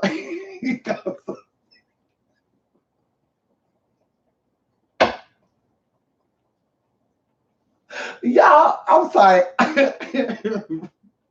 Rico be trying to read my mind. Ah, oh my God, Rico. Rika, you need to stop it. Rika, let me block your comment so you can't comment when I say shit. Ah! Oh my God. Oh, oh my goodness. What did I talk about that last time? And we came in and said, I already know something. And I'm like, did I tell somebody that? Because I don't remember telling nobody that. Oh my God. Mm-mm-mm. Disregard what Rico said, y'all. It has nothing to do with Samhain or Halloween. Disregard that, okay? Disregard that, okay? Come on in here, honey. Anu's ready to go pee pee, honey. Okay, we always ready. Yeah, that's right. Anubis says ancestors are in the cemetery. I know that's right. Which actually reminds me, the person who passed away is Oya all day.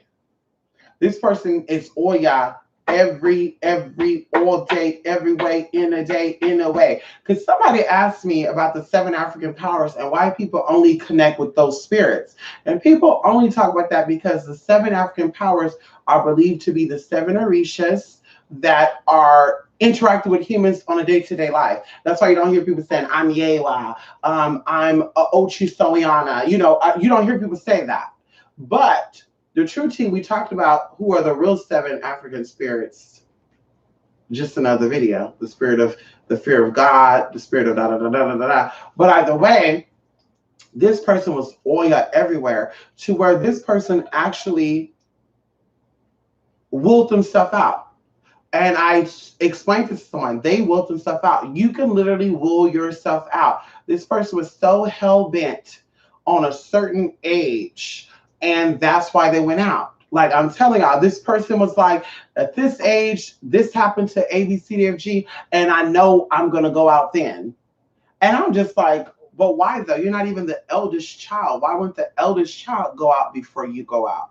But they were really either in tune with their time to go, or they really willed themselves out. And then even going into the sequencing, because sequence, because of course numbers don't lie. Numbers tell you everything you need to learn. That's why one of the things I'm going to be offering deals with numbers, and it is going to blow your mind. Today I did something with someone. Saturday I did something with someone, and then Sunday we kind of went over it because I said, "Do you remember what we did?" And they're like, "Yeah, da da da." But Saturday we did something with numbers, and this person was like, because I was like, "Let me do something for 2020," but I said, "No, I want to see now."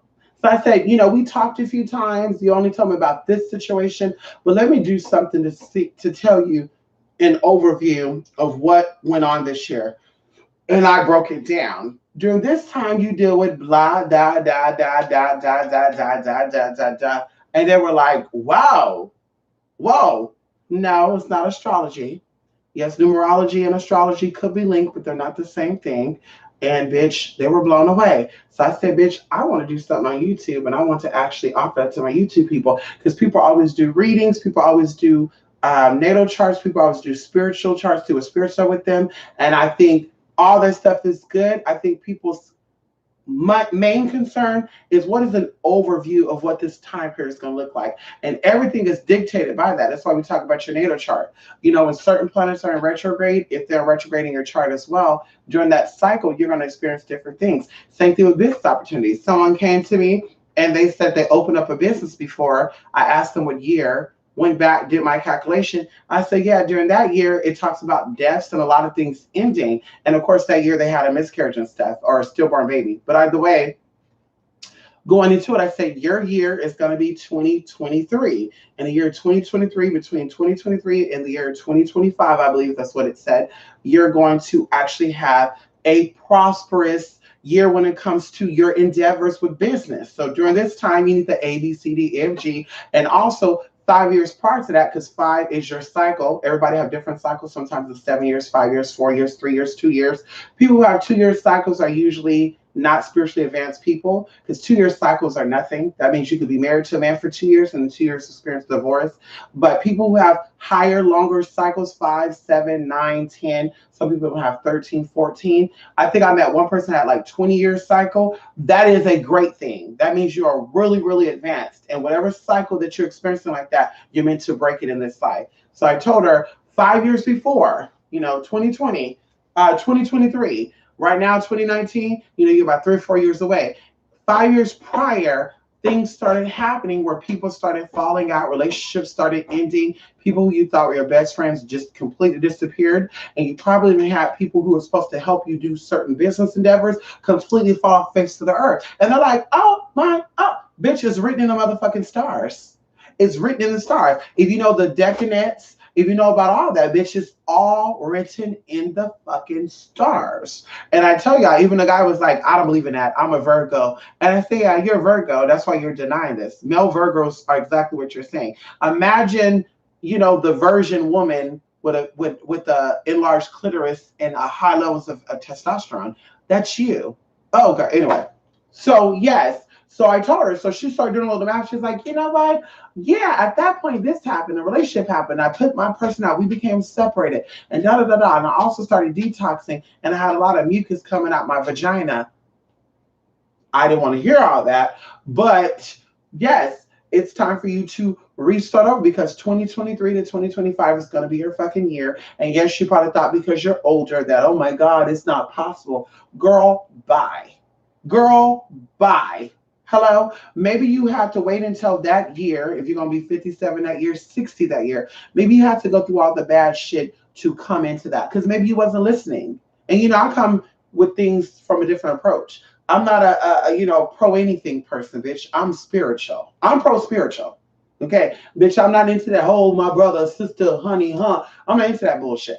Okay, that keeps you trapped in a system. We're not about system. We're about raising ourselves out of a system and coming out of oppression. But see, some of y'all love being in oppression. That's why y'all say you're out of it, but you're not out of it. So I say, girl, you're meant to experience things. And now Spirit is like, bitch, you got one more chance. What you do? This your last chance, bitch. If you fuck it up this cycle, bitch, you're done.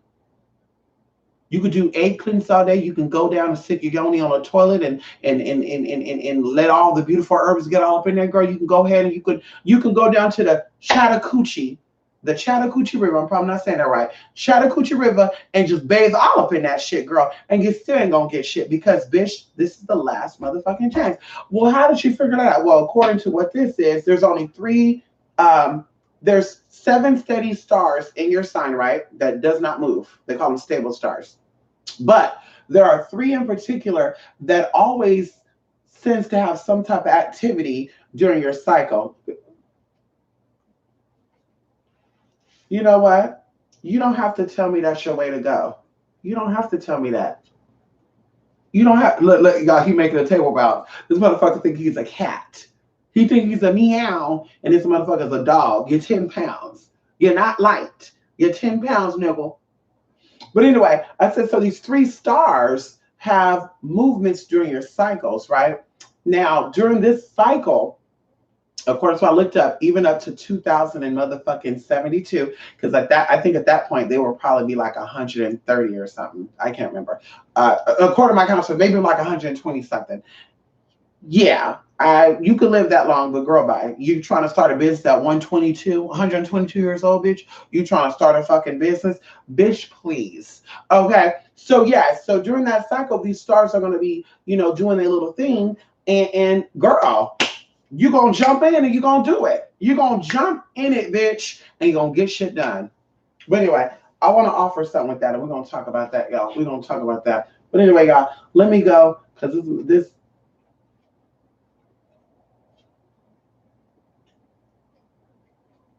just disrespectful. I can't. Why? Why me? Why me? Why have a dog that disrespect spirits and just do what he want to do? What spirit wants dog peeing and dog paws that be in shit and scratching up dirt and shit on they shit? Who wants that? You know what I mean? Who wants that, God? How dare he? Like, who the fuck do you think he is? He think he runs shit. Whew. Give me the peace of mind, honey. Give me serenity. Give me peace, because I'm about ready to cuss this precious animal out, and I don't want to disrespect any of your creatures. Please, please, please, give me peace. Mm-mm-mm. And if the spirit want to fall on his ass and kick his ass off this table, please do it. He ain't gonna be offended by a spirit. If he needs to be pushed off the table, he won't be offended by it. Hallelujah. Amen. Motherfucker. Anyway, hey Plank Care, how you doing, Plank Care? Yes, come on in here. I know that's right. Speak that transition into existence. Come on in here, TC. Ah, yes, come on in here, Planetary. Good morning, good morning, good morning. Yes, honey. Please smash like button. Thank you, TC. What do you mean by cycles? Like, does everything repeat in cycles we have, or is it more than we have a good cycle than we have a growth cycle, for example? So everything happens in cycles, including seasons. So even though winter, spring, summer, fall happens every year at the same time, sometimes the days are off, but it still happens. So these cycles happen, and during these cycles, you either grow from the experiences or you go backwards. So what I mean by cycles is that there's opportunities that come up during this transitional period, and either you can grow with the cycle or you can fall back with the cycle. And if you fall back with this cycle, you don't want people to say, I had deja vu. I was thinking this and that. Because I want to think about this, y'all, for a minute. We talk about metaphysics and stuff, and this came up too with a guy, with a person. Metaphysically, our bodies deals with physical stuff. And I want to ask this because a few months ago, somebody was like, my ears is ringing and I'm getting a headache or ear infection. And I know ear infections normally comes with a headache. So metaphysically, because I'm a metaphysician, come on in here. Come on in here. And they were talking about their ears ringing and having earaches, and the doctors was looking, nothing was there. And I know with the ears, it literally deals with hearing. So usually when you have earaches and stuff, you don't want to hear something. Okay. So you literally is telling yourself, I don't want to hear it. I don't want to hear it. I don't want to hear it. Or maybe someone told you, bitch, you need to get your life together. He said, bitch, I don't got to listen to you. And guess what? You had an ear infection. This is why babies and children have a lot of ear infections, because they are cussed at, they're yelled at, and children, as someone did a reading on Anubis, they said Anubis doesn't like when I yell at him and curse at him. I said, damn, how the fuck she know that? Because she never seen my YouTube videos neither, y'all. So she never saw me say, motherfucker. So I was like, how does she know I yell at my dog? I don't even look like a yelling type of person. But she picked that up. She said he doesn't like to be yelled at. And there's a closet he don't like, which is true. He was afraid of that closet. But children don't like to be yelled at. Children want you to say, honey, can you please not do that? They want respect too. And see, a lot of you don't realize that. That's why your kids grow up to be serial killers and disrespect authority and disrespect your ass too. Because you said, shut the fuck up before I come in there and whoop your ass. I don't give a fuck, nigga. And then they grow up and be violent. They tell that to their wife and their children, and maybe even their friend. Their friend take them out. So children don't like that. And see that? See, he got excuse me. So, that's why children have a lot of earaches. So with adults too, you get earaches and ear infections because you don't really like being told what to do. Or maybe someone says something that you really didn't care about hearing. You say, oh, I'm going to block it out. And you really blocked it out with that ear infection. And the same thing with the ringing of the ear. Either you were not trying to listen to something or spirit is trying to say, wake up, bitch. Okay. And the same thing with headaches. That's why we talk about this. This person was getting headaches a lot. And they said, well, if someone putting a curse or something on me, I said, well, you're in denial about being a Virgo. That tells that you have bad impressions of who you are. And the head deals with you, how you see yourself. Everybody's looking at everybody's head. In fact, even sexually speaking, everybody seek to get head. No Tino should have to say that. So going into that, when you have headaches and stuff, it's you having something being weighed down about something about yourself. So bad views on yourself. You feel like you're not good enough. I'm not good enough for that. I'm not a good mother. Am I a good mother? Am I a good daughter? Am I a good friend? I'm not trustworthy. You don't really trust in yourself. And that's what headache signifies. And then even going into migraines, metaphysics behind that. With a migraine, sound, temperature, all that affects you. So of course, if you have some type of head injury, that's totally different. If you never had a head injury that you can remember and you get migraines, that's you shutting down everything. Oh my God, I just don't like the world that I'm in. I don't like seeing the things I like. I don't need to speak about it. I don't want to hear it. I don't want to feel it. Shut it off. I have bad experiences. So people are usually abused. They get a lot of migraines. And that's that symbolized spiritually. So, like I said, the person like I get headaches. I'm like, bitch, I can't remember the last time I had a headache. Honestly, I cannot. It's been years. And even when you do get headaches, there's two things that work for headaches. It's jasmine tea mixed with green tea or jasmine tea by itself. Even they said taking cold compressions. I never tried that. But jasmine tea, which you do not know, the essence of the jasmine flower is actually the all-around, all-purpose luck. So it also deals with love and self-love at that. So speaking about why jasmine tea will relieve a headache, yeah, that's dealing with some type of lost connection with self and what really matters because you're too here. You too worrying about how people are going to view you. Am I good enough for them? Am I going to be a good wife? Bitch, be here. Move from here always, and you won't have no more headaches. So anyway, I want to right now because I just that came up when we talked about cycles. So yes, Caesar Chen, come on, Rico. Al, see you later, Rico. Have a good night, honey. Chattahoochee. I know that's right.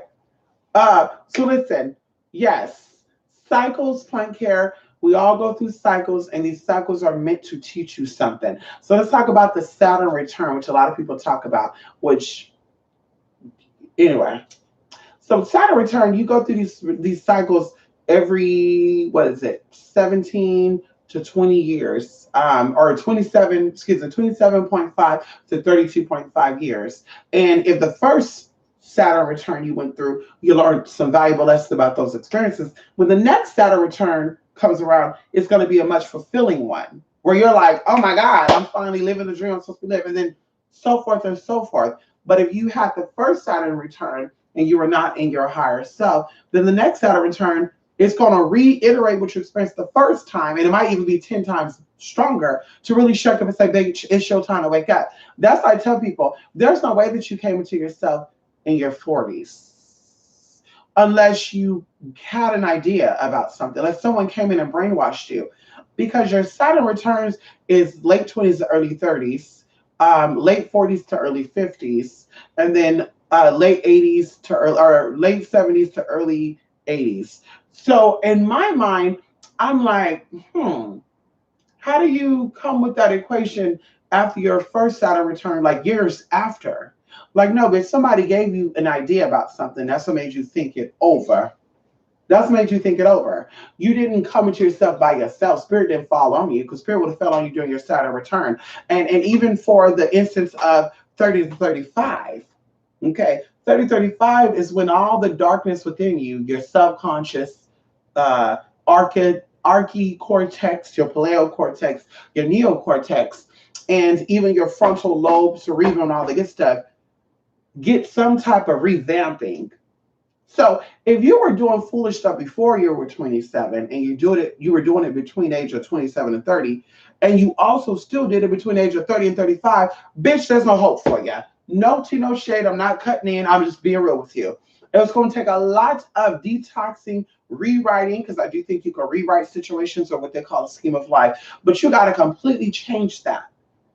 During those times you were dealing with bummy people, you can't deal with bummy people no more. During those times you were dealing with people who are about shit, you can't do that now. So now people are gonna say, "Oh, bitch, you think you're better?" Yes, you have to have that state of mind in order to see some changes. But like I said, I'm a girl. Bye. Somebody gave you an idea to make some money or something, bitch, and that's why you're trying to act like you had an epiphany at 40 something years old. Not saying it's not possible, but bitch, you would have that epiphany going into 40 or even after 35. Like 35, 36, you would have that epiphany to change, not 44. That's a very, very odd number. It is a power number, but it's a very, very odd number for you to come into something when you're about to go into another Saturn return. That don't sound right. But anyway, let me go, everybody. Vitamin C works, Rico. Seasons change, vitamin C. Get your sleep, get your rest. Also take elderberry, good for your system. Hyssop, all that good stuff, honey. Mugwort, yes. Drink it down, pop it, drop it in your mouth, get it out. I keep telling y'all, Rico, go on in there and stop playing to get some of that health wellness from Walmart. Some colloidal silver. Anyway, y'all, let me go. My baby getting tired, y'all. I gotta go. Long time, long time. I enjoyed being here, you guys. Thank you for stopping by here, honey. Help ease my mind a little bit, honey. But back to reality. And I'm going to walk my baby one more time so we can relax. You want to relax? Yeah, he's so warm, y'all. It's so warm. You warm, honey. You just feel so good, huh? You're just like a newborn baby, huh? You so warm. You just like a newborn baby. You so warm. Just cuddle up together. Come on, let's cuddle up together. Come on, don't you worry about that. Don't you worry about that. Motherfucker, get the fuck off me, then. You don't give a fuck about that. Oh, you want to fall back on me? Anyway, y'all. Bye, honey. You too, Rico. Thank you so much, honey. Yes, Rico. I didn't think you were still in here. Go to Walmart, Rico. Let me tell you what you're going to get. Hold on, Rico. Let me tell you what you're going to get right here. So, Source Natural Elements. So, they have this spray, which is Colloidal Silver Throat Spray.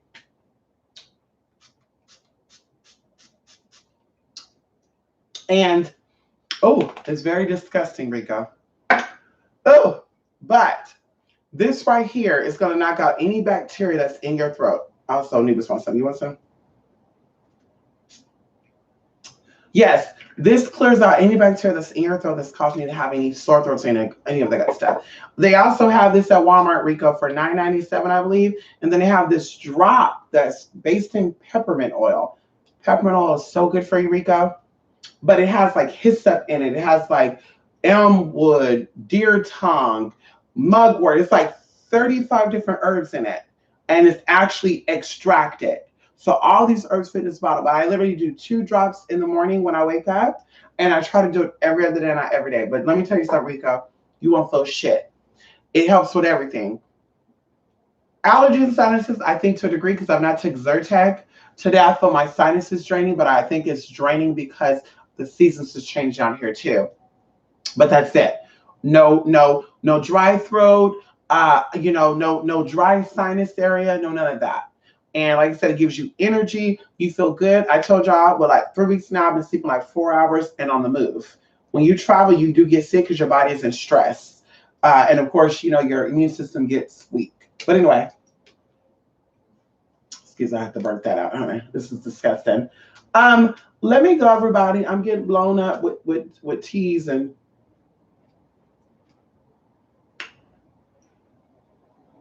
I'm getting blown up with text messages.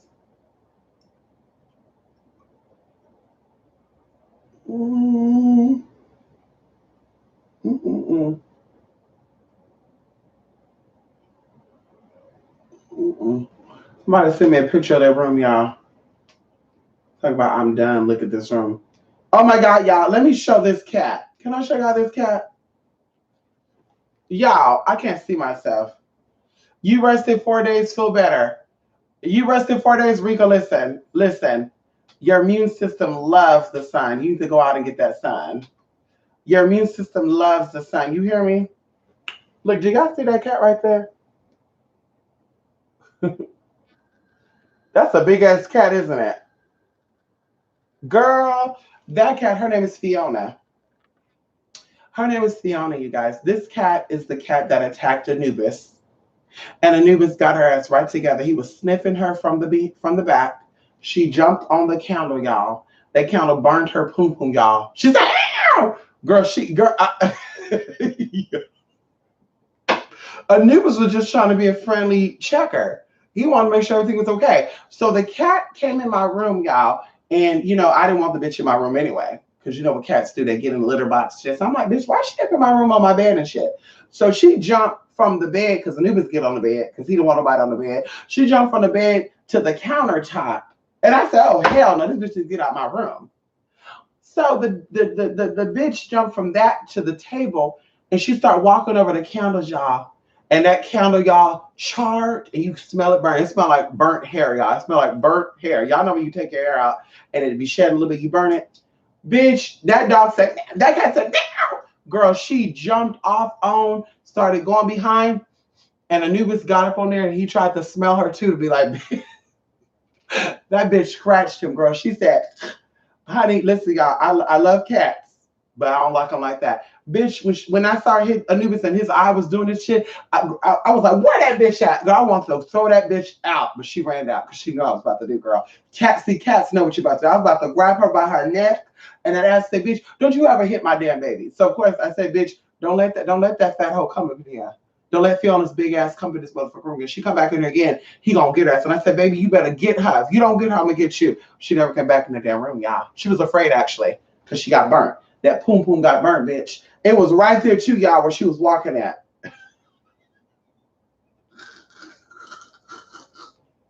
Y'all, that was funny, but it wasn't funny because she attacked my baby. He was just trying to be a helping hand, huh? You want to see what she smelled. You were like, ooh, girl, you stink. Yeah, she wanted to scratch you up and say, no, no, no, no, no. She's like, ow. Anyway, y'all, let me go, honey. Oh, I wish I had, I wish I had it on video, you guys. I wish I had it on video. Normally when I go to hotels, I leave my webcam running anyway to record shit just in case the nannies come on in here. I told you I was at a hotel and the maid came in and switched out my alarm clock. And the alarm clock she switched out was damaged. Yeah, it was at the Marriott. And I waltzed my ass downstairs because you got to be a very white woman. And I waltzed down and I said, hi, is the manager in? Well, I would like an email address so I can send this video to, because I got in my room and there was something shocking that happened. And the lady looked like, what? Well, your maid or your housekeeper, whatever they want to be called, switched out an alarm clock. And the alarm clock they switched out was damaged. So I don't know if she looked at me and smelled money, but I'm going to tell you this right here, right now. I'm not paying for an alarm clock that was damaged because it wasn't damaged when I got there. So what is your recovery fee? So she's like, well, it's actually da-da-da. Okay, so being the recovery fee is $150, even if it's a broken alarm clock. I want that credited to my account. Oh, okay. Well, what's the address I can send it to? She wasn't trying to do that. She thought I was lying. I said I got the video footage and I don't want to show him or her, whoever it is. Okay, well, he'll be here on Monday. Okay, good. I'll be checking out on Monday. So I guess I'll be staying 2 extra days. Because I was on their promo.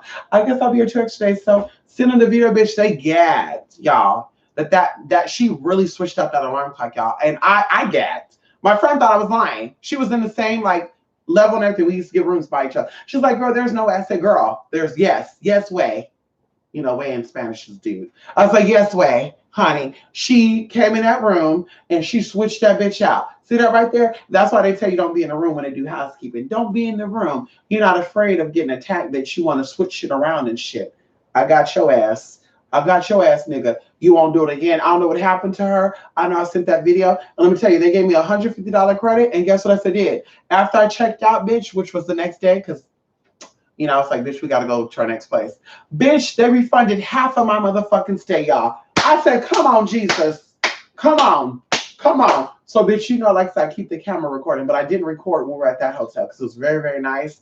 It was in a country area, and I trusted it. But, bitch, I wish I had that camera rolling, y'all. Y'all would have had a video footage of that cat getting the pussycat would have had her coochie burnt, girl. Oh, shit.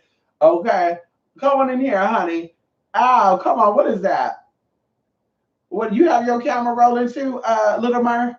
Okay. Ow. Anyway, y'all, I gotta go. I'll be back, you guys. Maybe we're gonna do a testimony call in on Wednesday or something. I don't know. TC and a few other people email me and say, where can we do our testimonies at? Give me a call. And also, do morning work for you guys, afternoon, evening? A lot of y'all are like in other time zones. So I know a lot of y'all can't get on late. But yeah, but morning works for y'all like 11 o'clock my time, 1 p.m. my time, which is about what, 4:30 over there. What time work for you guys? Let me know, honey. And I want to get more into neuro neuroscience and also going more into, I need to turn this little thing off right here too because it's gonna bug the hell out of me.